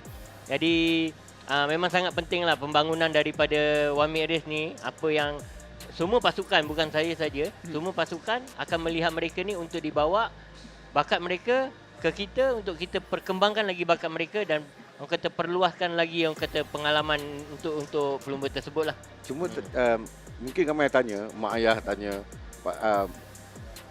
apa yang you tengok dekat rider tu? Tadi dia kata kita tengok Honda one make kan. Kita tengok budak ni boleh tak boleh. Apa yang nak tengok? Boleh tak boleh? Apa kualiti tu dia bagi sikit tips lah. Jadi mungkin dia orang boleh sedia kat situ kan. Okey, kalau diikutkan saya ni tak suka mengambil juara. To be jujur, saya tak suka mengambil juara. Saya suka mengambil orang kata daripada 2 hingga ke 10. Sebab konsep yang saya pandang ni, saya melihat kepada Alberto Puig bila dia mengambil Dani Pedrosa, dia mengambil pelumba-pelumba yang lain. Yang juara ni juara dia memang dah ada tempat dia. Tetapi yang bakat yang tak juara ni, Jadi mereka ni yang perlu lebih diketengahkan. Jadi saya suka mengambil yang tak juara sebab saya rasa kemungkinan dalam pada masa yang sama mereka tak juara ni bersebab. Kemungkinan dari segi motosikal, pendedahan dan sebagainya. Jadi bagi saya, apa yang saya lihat, salah satu yang saya minat dekat rider tersebut, rider tu sentiasa senyum. Jadi bila senyum tu saya akan melihat contoh dia budak-budak Wamik kan, bila saya datang, bila saya berjumpa mereka salam, mereka senyum. Jadi itu salah satu attitude yang sangat baik untuk seorang rider. Untuk mereka pergi lebih jauh. Sentiasa melihat, orang kata sentiasa pandang bawah lah. Ini kan setengah tu ramai, kebanyakan ramai. Daripada One May ataupun kategori Wira ataupun dari 1 to 5 yang dah menang 1-2 perlumbaan, jalan dah macam dah macam mak makan. Dia macam tu. Jadi itu saya lihat memang dia berbakat. Tetapi untuk dia pergi lebih jauh, bagi saya dia akan susah. Susah dia dari segi penampilan diri dia sentiasa ego. So, karakter dia berbeza. Pembawaan diri itu penting selain pada bawa motor. Bawa motor tu dah penting. Ya, betul. Bawa diri. Bawa diri itu penting. Sebab diri itulah yang orang kata mencerminkan macam mana karakter seseorang dan mencerminkan dia di atas motor. Bila dia mencerminkan di atas motor, dah pasti dia akan pergi lebih jauh. Mungkin datang ada pengalaman daripada Yuzi kot, macam Yuzi mula-mula dulu. Ya, kalau ikut kan memang kalau kita sukan ni, kita ada turun dan naik. Ya, betul. Okay? Bila kita naik, kita jangan lupa di bawah. Bila kita di bawah baru kita nak pandang. So masa tu kita dah terlambat. So lebih baik bila kita berada di atas, kita tak salah pun. Kita nak orang kata baik dengan orang, orang tua kan. Walau macam mana pun orang tua, kita tetap hormat orang tua. Jadi attitude tu memang bagi saya dalam pasukan saya itu sangat penting. Sangat penting. Attitude tu yang akan membawa anda pergi jauh ataupun sampai kat situ je. Okey. Boleh sentuh sikit 150 tak? Boleh. So macam mana tim Yuzi kat 150 ni? Kita tahu Azroy dah miss satu race. Darwish dengan Shazraz sendiri. So macam mana, apa target untuk the second half ni? Okey, basically kalau ikutkan daripada tahun lepas, performance kita tahun ni ada agak menurun. Menurun dia daripada segi orang kata Azroy tak ada, dari segi macam-macam lah orang kata, lain tahun lain dia punya bahasa lah orang kata kan. Tapi daripada masa yang sama, apa yang saya boleh melihat sekarang ni, ketiga-tiga rider saya sudah dekat. Orang kata dekat maksud dia level dia dah hampir sama. Okey. Hampir sama ni maksud saya, dulu bila saya lihat Azroy level dia sangat tinggi. Tetapi dua rider ni jauh daripada dia. Tetapi apabila perlumbaan pada tahun ni, level mereka dah hampir dengan level Azroy. Jadi bila dah hampir level Azroy dah on the top. Jadi mereka akan sentiasa berada dalam Super Pole punya area. Jadi ini yang sangat baik untuk kami lah. Walaupun pencapaian tak terbaik tahun lepas, tapi insyaAllah orang kata mungkin progres tahun ni boleh bawa ke tahun 2026. Seperti last round kita lihat Darwish dapatkan betul. form yang baik, and it was amazing yang kita nampak Darwish suddenly becoming top Honda masa tu. So jadi bila kita tengok LYL, Darwish telah dapat podium. Di Terengganu dia qualifying nombor 3. Jadi ini satu pencapaian yang sangat baik. Jadi bagi saya ini achievement yang sangat baik lah compare tahun lepas. Jadi saya happy melihat 3 rider saya sentiasa berada di top level, top 10. Okey. Selain tu kalau you tengok balik pada 1 to 5 tadi, adakah puas hati dengan rider-rider yang ada? Tadi 150 dah pasti, sekarang dua orang ni. Betul, basically kalau ikutkan 1 to 5 kita tiga tu adalah rider baru tahun ni. Jadi apa yang saya lihat sekarang ni, kenapa dia orang boleh improve dari segi motosikal dan juga attitude rider tu sendiri. Saya dah banyak kali katakan, di dalam pasukan Yuzi Race ini kita ada top rider dan juga rider yang laju, yang menang. Seperti Azroy, Shazraz. Jadi mereka ni boleh membantu. Jadi jangan sombong, jangan malu bertanya untuk kita berjaya. Gunakan. Jangan kau tanya orang luar. Tu tak perlu. Kau kena tanya orang yang dalam rumah kau dalam Yuzi Racing adalah rider yang sangat baik. Jadi gunakan benih untuk kau cari ilmu. Jadi mereka dah gunakan, mereka selalu bersama, makan pun selalu. Jadi daripada situ dah boleh orang kata bertukar pendapat, macam ni. So far alhamdulillah lah. Alright, terima kasih Yuzi. Alright, all the best second half season. Alright, so jumpa lagi di masa akan datang. Alright, Assalamualaikum. Bagus. Wow. Okay.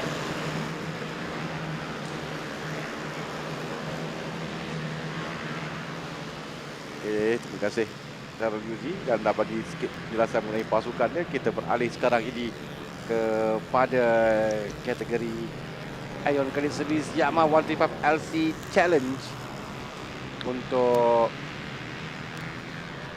sesi latihan bagi mereka pula. Sebelum kita akan beralih kepada sesi kelayakan bagi kelayakan yang pertama bagi CP150.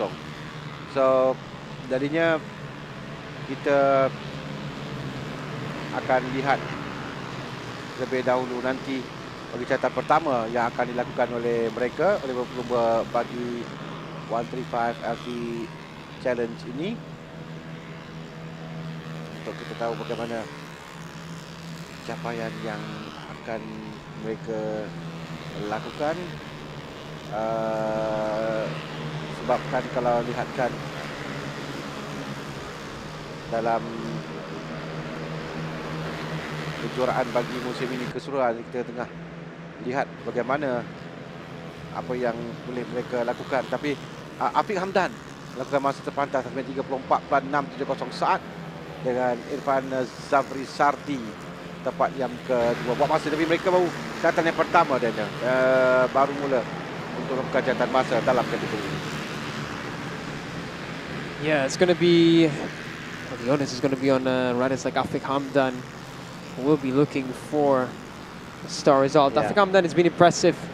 I've always said it, and the only thing missing from Afiq Hamdan in previous seasons was that consistency. And one thing I think Afiq Hamdan has proven and shown us this time round has been that consistent performance. And it's good to see. We know the potential was there. We know the speed was there. That was the most important thing. And it was just about bringing it all together for the championship fight. But this time round for Afiq Hamdan, this is looking much, much more like it. Another win as well for him in Terengganu. Pretty confident win as well, we shall say, with just over 0.6 of a second. Currently leads the championship with a healthy 26 points. So Afiq Hamdan really looking like the man to beat. They currently already early on. Look at that, 2.3 is the gap for Afiq Hamdan. He likes a bug. He's had a number of good results here in the past. And he'll be looking to use that experience, use that previous good feeling on the bike to once again take it to the top. And if he wins here, again, in racing it's always an if, it's never a certainty, but if he does, he will extend his lead nicely into the next round, and he will have one round in hand, which means he has a bit of wiggle room. Kan tak jauh sebenarnya perbezaan di antara Afiq Hamdan dengan Al-Zakir Zufairi. Afiq 104 mata, Al-Zakir Zufairi dengan 78 mata. Jadi tidak jauh perbezaan antara kedua-dua pelumba ini, dengan perbezaan hanya 26 mata sahaja. Dan for that matter, Ahmad Jebat Zulkarnain pun tidak jauh dengan 64 mata, serta Zakwan Anas Azul Khairi tak jauh dengan 61 mata. So 4 riders yang ada peluang untuk kejuaraan musim ini. As you said, Daniel, he likes Sepang, tapi there always be an if dalam perlombaan. Dia menang di sini perlombaan pusingan pertama di Blitar Utara, dan dia menang the last 2 races di Teluk Intan dan Kuala Terengganu. Dia menang 25-25, dan pusingan yang ke-6 kalau dia dapat hat-trick untuk dia lakukan hat-trick berturut-turut. Dan hat-trick telah pun dilakukan kalau dia menang pusingan yang pertama, tapi back to back yang akan cuba dilakukan oleh Muhammad Afiq Hamdan. Zakir Zulfari tidak jauh di belakang, dengan Jebat Zulkarnain dia tidak jauh di belakang. In fact, ini adalah 3 pelumba yang menaiki podium pada perlombaan di Blitar Kuala Terengganu lalu. 1, 2 dan 3. 1 untuk Ahmad Jebat Zulkarnain, first win, satu oleh Afiq Hamdan, maafkan saya, 2 oleh Ahmad Jebat Zulkarnain, dan 3 untuk Zakir Al-Zufairi. So catatan masa yang agak hampir, agak rapat antara 3 pelumba ini. Tapi kasih Zakwan Anas Azul Khairi tak jauh di belakang, mengintai peluang kerana Azul Anas pernah menang satu perlombaan musim ini. Dia menang pada perlombaan yang kedua di Tangkap. Selain itu di round 3 yang menang adalah Zakir Zulfairi. So agak open bagi kategori Ion Pellet Service Yamaha 135 LC Challenge. Yeah, open is definitely quite the term for this one.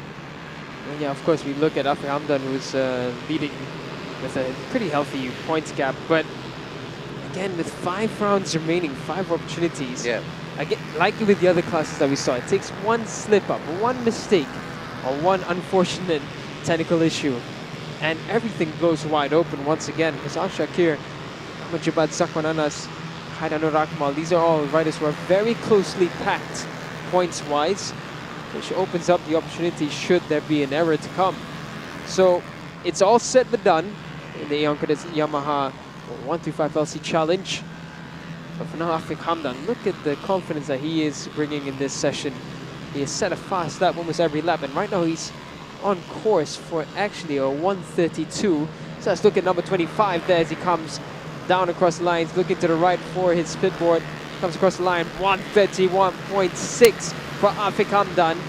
The gap is 2.3. That is unheard of in a one-make race. Afiq Hamdan baru mencabar lain-lain pelumba jawatan masa 1.61.614 saat. Come and get me. Danis Rifki Zumizan tempat kedua dengan 1.32.565. Still almost 1 second di belakang Afiq Hamdan. So Afiq tadi di 2.3 saat, sekarang ini dah turun pada hampir 1 saat. But still jauh lagi. Dia lakukan Nazmi Haikal 3 dengan tinggalkan 1.4 saat di belakang. Al-Zakir Zufairi berada di tempat yang keempat dengan 1 minit 33 dilakukan oleh Zakir Zufairi. Kita 5 minit to go dalam sesi latihan dan bebas di praktis. Even though walaupun kita mengatakan tidak begitu penting dalam sesi ini untuk mereka praktis saja, tapi kemenangan, kelebihan psikologi itu penting jika berjaya melakukan catatan terpantas untuk dibawa kepada kelayakan nanti, showing that who's the boss going to the kelayakan. So, dan sebagai pelumba pun dalam apa sesi yang mereka lalui, mereka nak duduk di depan, nak mencatatkan masa terpantas. Yeah. Being a rider is always about finding something. You never go out in a session blind. You never just go out thinking, I'm just going to have fun around this track. No, it's always something that you're looking for. And yeah, definitely like Afiq Hamdan has been doing that. Love seeing this. He's the only one of the Hamdan brothers still left after the departure of Haziq Hamdan and Firdaus Hamdan. Yeah. So he's the only one representing the family in Cubprix still. You used to have 3 adik-beradik dalam perlumbaan, tapi tinggal Afiq saja sekarang ini dalam perlumbaan. And Afiq is showing a good performance so far, dan setakat ini dia berada di tempat teratas kedudukan terbaik walaupun tidak jauh di depan, walaupun kedudukannya dicabar dengan rapat oleh Al-Shakir dan juga Ahmad Jebat. Dalam perlumbaan ini nanti kita lihat satu preview mengenai season yang kedua. Kerana untuk pelumba ni, Blitar ini sepasti kita akan ketangkap juga hampir sama. Maksudnya keadaan Blitar dalam perlumbaan dia jempol berbeza sedikit. Itu cabaran. Kemudian di Batu Kawan pun ada Blitar biasa sebelum ke terakhir di Iskandar Puteri. So we have only 2 tracks, permanent track di here and Tangka. And after that will be in Jempol, Iskandar Batu Kawan, Iskandar Puteri, all are not permanent tracks. So, back to street tracks. So this is always Cubprix people say that the combination between the 2 type of track. Yeah. So some will excel here and struggle on the other side, or some can manage for both. But ini adalah penentunya, kerana we've seen that some riders mereka biasa dengan keadaan permanent begini, bila pergi ke track seperti di contoh di Teluk Intan, you can see that a lot of riders struggling di Teluk Intan dalam keadaan Blitar begitu. So this is a good challenge for those yang untuk pelumba ini di sini adalah lebih kepada split screen, as you say, mengikut orang di belakang. Tapi when you go to Jempol, it's not too stream anymore. It's so much of handling the corners Indeed. Very, very, very technical. So, say for example, when you go to Batu Kawan, yeah. you know, you get a track where the surface is uncertain, Yeah. slipstream, you get one small area of slipstream, and then a big the roundabout. So many different things, and that's where I think training matters. You can't always train at a surface that's perfect, because then when you go there, you don't know how the grip feels. You don't feel any grip. So that's where training matters. And while we were discussing about that, Afiq Hamdan's dropped down into third with Al Shakir, who's gone up to first. I don't know, Akmal into second. So suddenly, Afiq Hamdan doesn't look too special in Sepang anymore. He was looking like he could run away with this, but ya, dia nampak tadi lebih 2 saat di depan, kemudian 1 saat. Sekarang tiba-tiba nampak Al Shakir yang sentiasa tadi saya perhati di tempat yang keempat. Sekarang naik tempat yang pertama dengan 1 minit 31. Catatan masa, kita nak lihat Al Shakir atau ya, 131.001 yang dilakukannya oleh Al Shakir Zufairi. Memang catatan masa yang baik yang dilakukan, but not too far behind, 0.2 saat saja Haidar Nur Akmal dan Afiq tempat ketiga pun tak jauh dalam 0.6 saat. You can see that 131 yang lakukannya adalah 42 ke 131 ni. Al-Shakir Zufairi, Haidar Nur Akmal, Afiq Hamdan, Danish Rifki Nizam. Tapi Jebat masih belum dapat lakukan di bawah 1 minit 32 saat. Dia lakukan the best 1 minit 32 dan 336 pada lap yang ke-7. So yang lain 4 kemudian yang sebutkan tadi bukan masa 1 minit 31 saat. In fact, Shakir Zufairi hampir melakukan di bawah 1 minit 31 kerana dia lakukan 1 minit 31 dan 001 saat.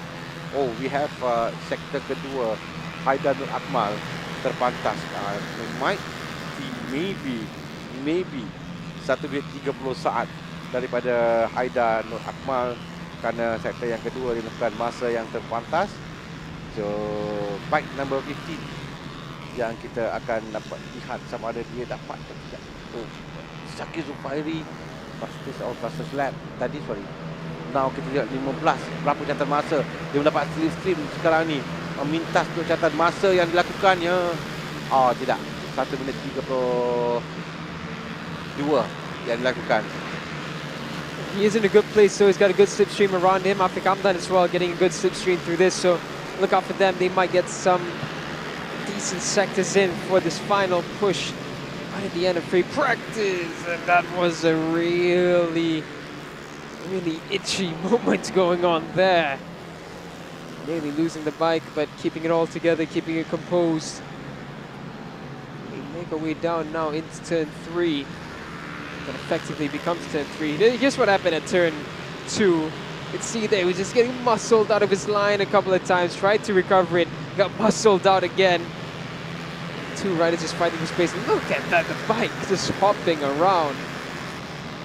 That is quite the image. A fast sector will be coming through as they make their way around sectors 1. Runner, no one really impressive. Zakwan Anas on the previous lap set his personal best of the session. Afiq Hamdan still trying to utilize that slipstream. Afiq Hamdan does set the fastest first sector with slipstream ahead of him. So this should be a good lap from Afiq Hamdan. Provisionally he will go up a position, I do believe. Let's have a look now as they make their way across the line. Will it be Afiq Hamdan who goes up to the top? He does. 129.9. Afiq Hamdan goes half a second clear into first, and he stamps his authority once again. The Aeon Credit Service Yamaha 135 LC Challenge, and they'll have to do it all over again later on for the qualifying session. But going into that one, on a very good form and feeling will be Afiq Hamdan, Al-Shakir Zufairi and Haidar Nur Akmal as well, not too far. Raja Abdul Rakib managed 4th in that session, so that's an impressive one. So this is what it looks like for free practice for the Aeon Credit Service Yamaha 135 LC Challenge. Afiq Hamdan first and fastest, Al-Shakir Zufairi second, third Haidar Nur Akmal, fourth is Raja Abdul Rakib, fifth is Nazmi Haikal, sixth Danish Rifki Nizam, 7th Zakwan Anas, 8th is Ahmad Jabat Zulkarnain.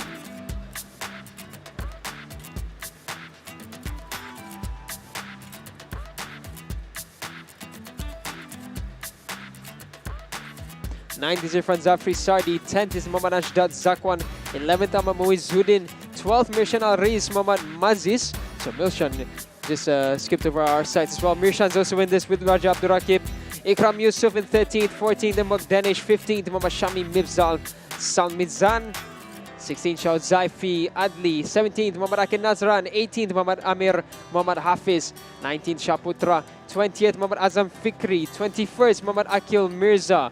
22nd Muhammad Hakim Rosman. 23rd Shafiq Wafik Akil. 24th Abdullah Huraira Abdul Razak. 24 riders completing the free practice for the Aeon Credit Service Yamaha 135 LC Challenge. We're going to have a short break before our final session, before our lunch break. It is a CP150 coming up right after this.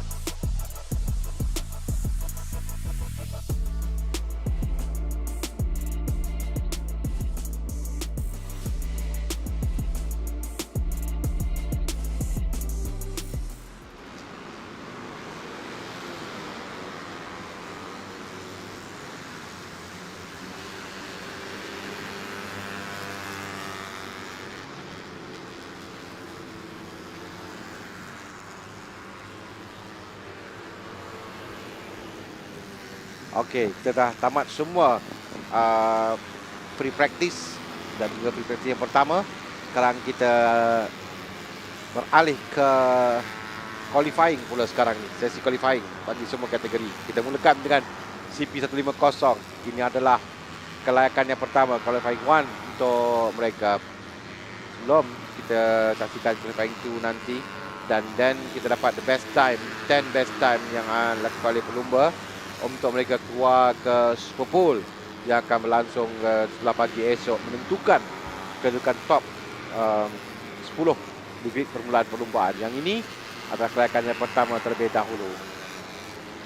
Kalau lihatkan pada catatan masa free practice, Akid yang terpantas dengan masa dilakukan oleh Akid 1 minit 16.476 saat. By fastest lap of the practice, Akid Aziz. Fastest lap 2024 dilakukan oleh Azrai 1:14.460. Fastest lap 2023 Akid 1:14.401. So timing yang dilakukan oleh Akid ni mungkin agak jauh sedikit daripada timing yang dilakukan pada tahun lalu dan juga tahun 2023. Whatever it is, ini adalah musim baru. Ini adalah jentera yang mana setup baru yang mereka gunakan. So 20 minit masa diperuntukkan untuk mereka cuba untuk melakukan catatan terpantas dalam sesi kelayakan yang pertama ini. Kita bersama dengan Azrul Hakim Anwar yang tidak menyertai perlumbaan di Kuala Terengganu kerana dia berlumba di Suzuka 8 Hours di Jepun. So Azrul dalam sesi tadi dilakukan masa yang ke-9 terpantas 1:17.418 saat dalam free practice, but I'm sure masa yang dilakukan sekarang lebih baik daripada catatan yang dilakukan di sebelah pagi tadi. Jadi kita akan nantikan catatan pertama Azrul 1:18.448, kan catatan masa yang kompetitif yang dilakukan oleh Azrul Hakim Anwar. Yeah, Azrai's championship-wise, he won't be thinking too much about it, but he will still be looking for top results as always. Yeah. He's a top rider. The eyes are always on the prize. Still 5 opportunities for Azrai to put something special in. Helmi Azman there, setting a fast lap, 1:17.4. It's a decent one from Helmi Azman. And Azrai, for him, he's without a win this season so far. He's managed to second place. Only once he's gone on the podium. So, as Sharon Yuzi told us earlier on, by the team standards, it's not been a great season, but overall, it's not been too bad either. Darwish as well with his podium. Sharon Shastra scoring decent points when he had finished the race. So we're looking on to finish the second half of the season in a strong form. Some of these riders are going to be very busy for the next couple of weeks. In just 2 more weeks, they'll be racing in Indonesia for the Asia World Racing Championship. So a championship fight here and a championship fight there. We'll bring in something special. Akid Aziz now stamping his authority once again. A 1:16.185, he goes up into first. Yep, Akid lakukan masa yang terpantas sekarang ni, 1:16.185 saat. Ini bukan sesi latihan, ini adalah sesi kelayakan. Catatan masa yang akan menentukan untuk mereka ke Super Bowl yang akan berlangsung esok. Walaupun ada satu lagi sesi kelayakan, tapi ini juga penting. So, tidak-tidaknya mereka telah pun letakkan satu catatan masa yang baik dalam sesi kelayakan. 2 peluang untuk mereka. Dan kita bersama dengan Kasma dan Akid Aziz. Kasma yang memenangi perlumbaan lalu di Kuala Terengganu. Selepas di lap yang terakhir, dia dapat untuk memintas Ahmad Amran. Now Kasma, Abizar Rofa, Syafiq Rasul. Kasma akan sampai ke sana penamat untuk latihan masa oleh Kasma 1:13.32 saat. So, Akid still terpantas lagi. Nazrul Izzat tempat yang kedua, Abizar Rofa ketiga, Ibrahim Amri tempat yang keempat. Catatan masa ini mungkin akan berubah lagi nanti. Tapi ini yang kadang-kadang jadi masalah sikit sewaktu dalam kelayakan.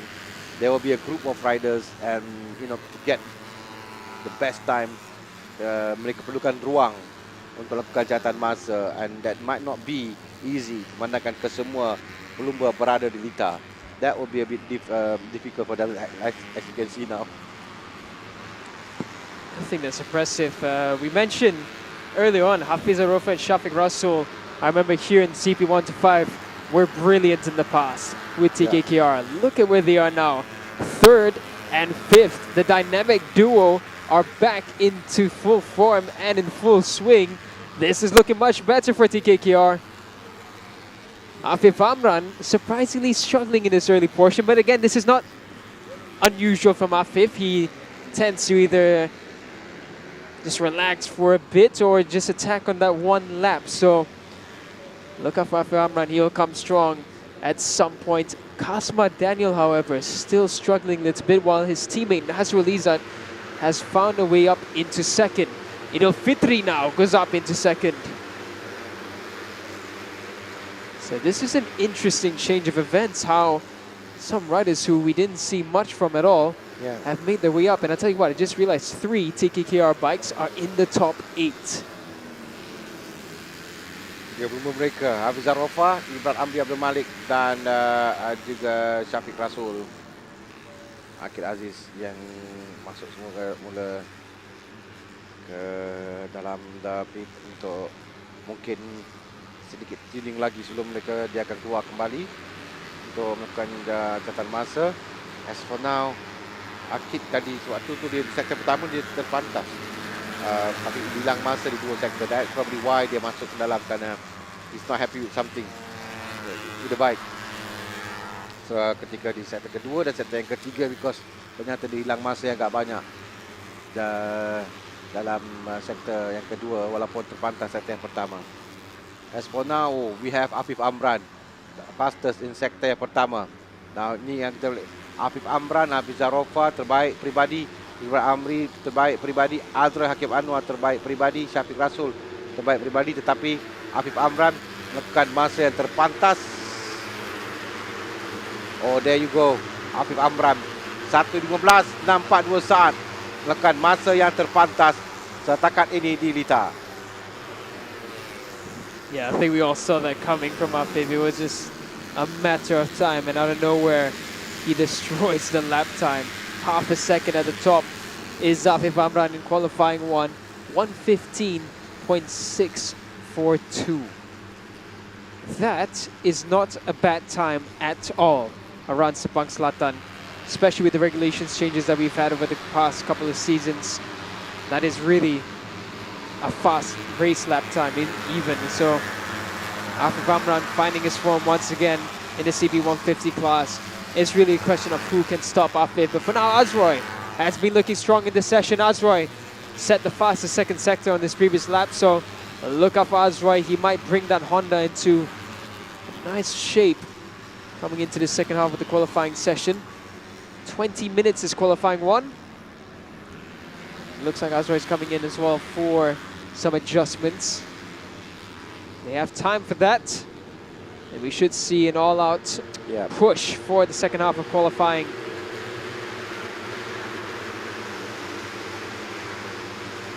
Oh, Nasser released that from Maju Motor up into second with a 1:15.7. This is looking good for Nazrul Izzat, but for his teammate Kasma down in 7th. Something just not sitting right with Kasma. Oh, someone's got really off. Is that Nazrul Izzat? Yeah. He went way off there, turn 2, so that's unfortunate for him. So he'll be looking to try and find something in the second half. I think he's going to come back in and just make some adjustments before attempting once again. You see there, Dennis Shami having some adjustments being made. Dennis Shami a bit more quiet this time round. Came into this class once again looking really, really strong, but it's just been unable to really make an impression. Doesn't run out. Dennis Shami sits down in 24th, and it's definitely a bike issue.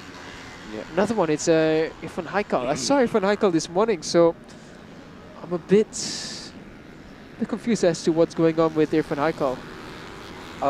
You were thinking about this just now, Daniel. Saya fikirkan pasukan maju not really set the time that we know that they are capable of doing. Kasma tempat yang ke-6 sekarang ini. But we have Nazrul Izzat now. Kasma tempat yang ke-7. Dan tadi Daniel Syami juga not getting good time waktu latihan. But we have Nazrul Izzat yang tadi melakukan masa lebih baik. 1:15.787 saat. Dan dia memisahkan Afif Amran dan Akid Aziz. Azroy tempat yang keempat. Shazras tempat yang kelima. This is what Yuzi been telling just now, that how Shazras dah sampai ke Azroy sekarang ini. So sometimes you need two good riders in the team to help to push each other, like Afif and Akid dalam tim CKJ. Yeah, I've had the experience of having that difference, and like when you have someone to take as an example in a team as a rider, it's really beneficial because you get a reference. If you're struggling somewhere, the faster rider, you can ask him, "What are you doing here that's working that I can't find?" And it helps a lot, as opposed to just finding it yourself.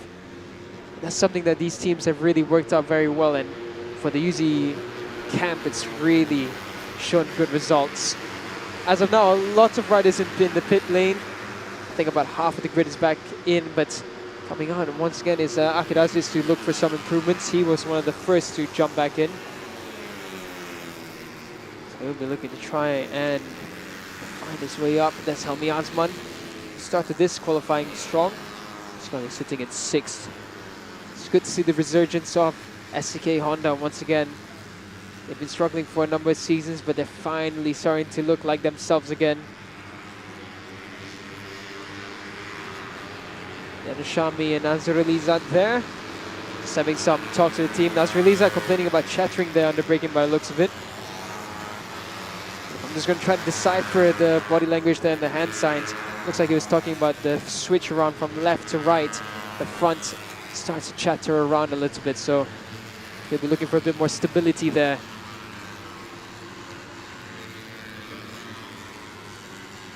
Akanas is there just chasing behind Ayman Hafiz. Still have 6 minutes to go. Tapi kita boleh nampak macam mana Afif melakukan masa yang lebih baik lagi. We have 2 riders, 1:15. Afif dengan Nazrul Izzat. Azroy terpantal sektor yang kedua, but it seems that dia tidak boleh lakukan masa lebih baik di sektor yang pertama dan ketiga. So itu masalah yang perlu diselesaikan oleh Azroy kalau dia nak berikan cabaran kepada Afif dan Nazrul Izzat.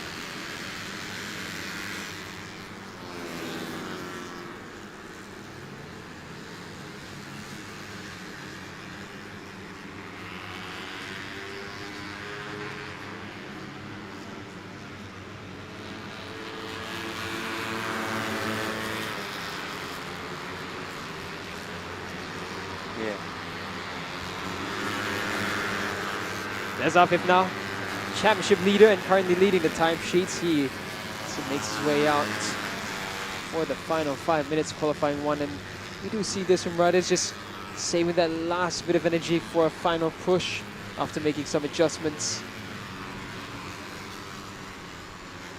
They're looking to try and make an impression. He already has made his impression, but he's going to try and make it even further.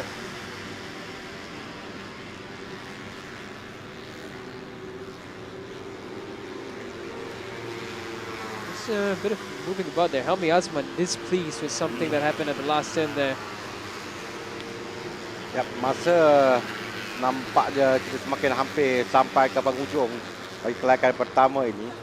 Kalau apa yang what we concern about the top 10, we have Afif, Nazrul Izzat, Akid Aziz, Azroy, Shazras, Helmi, Kasma, Idul Fitri, Hafiza dan Pak Zakri.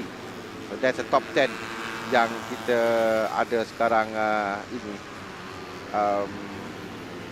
Looking at Darwish also,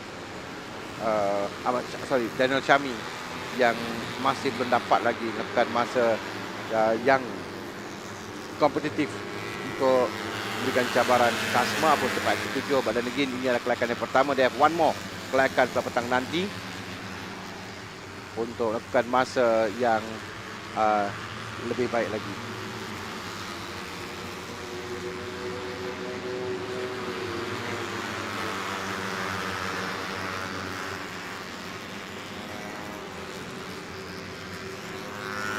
Minit lagi akan tamat bagi kelayakan yang pertama. Afif masih lagi kekal di tempat yang pertama. So, Ahmad Afif Amran pada kelayakan pertama ini berikan advantage kepadanya untuk dibawa ke kelayakan yang kedua. Nampak, wah, Helmi Azroy ini working together bersama untuk melakukan masa yang lebih baik. Exactly. Tempat yang ke-10 ya, kelompok yang kita lihat sekarang. Belum ada pelumba yang membagi catatan masa mereka. Oh, ini yang berlaku tadi. Oh, this is what happened. Oh. Yeah, that's why Helmi was absolutely livid, and you can understand that. That was just dangerous there. Yeah, Helmi Azman, his reaction is justified. That was really unsafe. Especially keluar pada sekot terakhir. Now, like I said, the two good friend, best friend, ya, bekerjasama sekarang ni untuk melakukan catatan masa Helmi Azman dan Azra Hakim Anwar. Let's see what they can do, apa yang mereka lakukan untuk catatan masa mereka masing-masing. Bagi Helmi dan juga Azroy mendapat untuk bagi catatan masa 117 oleh Helmi dan juga Azroy. Belum lagi dapat untuk mengejar 1:15 yang dilakukan oleh Ahmad Afif Amran. These two trying to help each other out, but they were racing into turn 1. Dan yang sangat rapat antara kedua-dua pelumba ini. Akid Aziz tempat yang ketiga dengan masa 1:16.093 saat. So, Akid pula semakin laju sekarang ini. 1:16.362, 1:16.188 oleh Helmi Azman dan Azroy. Masih lagi bertumpuan kepada mereka berdua untuk melakukan catatan masa.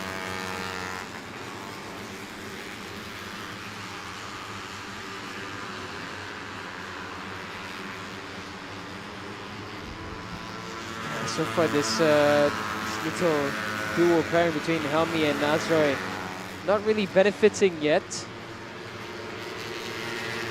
So strange. You can see a slipstream, in fact, working well. But on that map, they did 118 and 117, so it's nowhere near where it needs to be.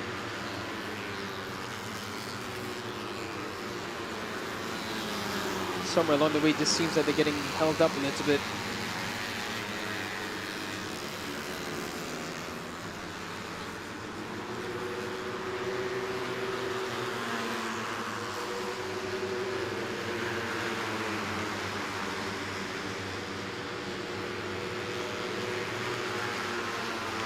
So, kita pun tamat bagi sesi kelayakan yang pertama.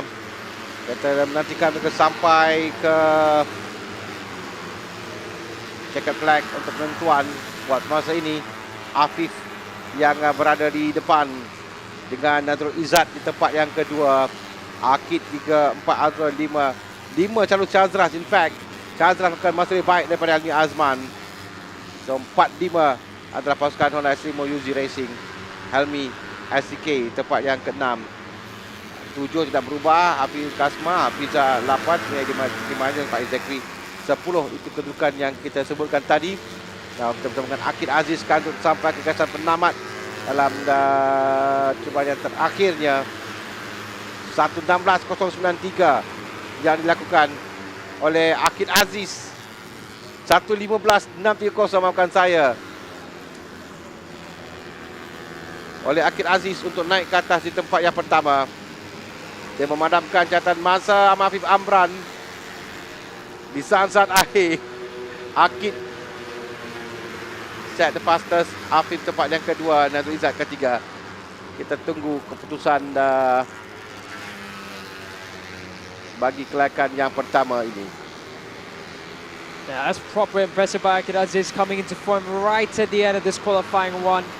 This is more like the Akid Aziz we remember, and this is what we want to see for the championship fight. Championship fight a bit tough, but Akid Aziz still can put on a show, and here he is. Qualifying one, Akid Aziz first and fastest. Second is his teammate, championship leader, Ahmad Afif Amran. Nazrul Izzat, a good performance from Nazrul Izzat here in Sepang. Third, Azra Kemanawar fourth. Fifth is Kasma Daniel. A good resurgence to form for Kasma after a disappointing pre-practice. Sixth is Muhammad Helmi Azman. Sharul Shazra. Seventh is Muhammad Helmi Azman. Eighth is Hafiza Rofa for TKKR Racing Team. Ninth is Muhammad Adil Fitri Mahadi. 10th Faris Afiz. 11th Aiman Muhammad Hafiz. 12th Faiz Zekri Sabri. 13th Shafiq Rasul. 15th Iqbal Amri. 14th is Iqbal Amri. 15th is Amirul Arif Musa.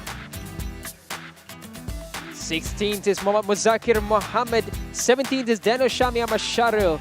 Still plenty more to be found for Dano Shami. Izzat Zaidi in 18th. 19th Shafiq Rosli. 20th is Danish Ahmad Zamrul. 21st is Afizi Supat. 22nd Afizat Supat. 23rd is Harith Hazik Zamri. 24th Ahmad Darwisi, Ahmad Sahir. 25th is Arif Rosli, and Irfan Haikal. Still a question mark as to why he hasn't set a time in either session for this round.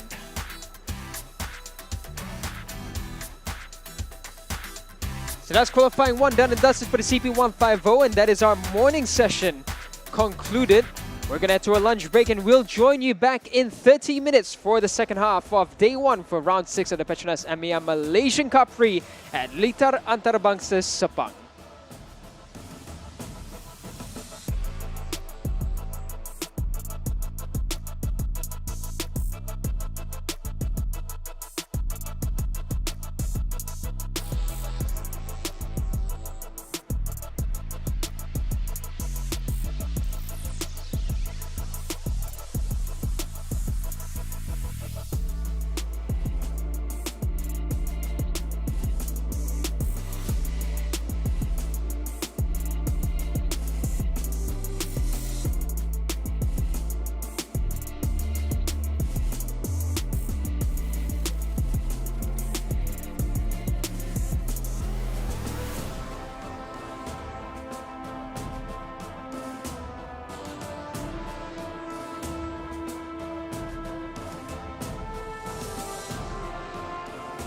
Power of dreams.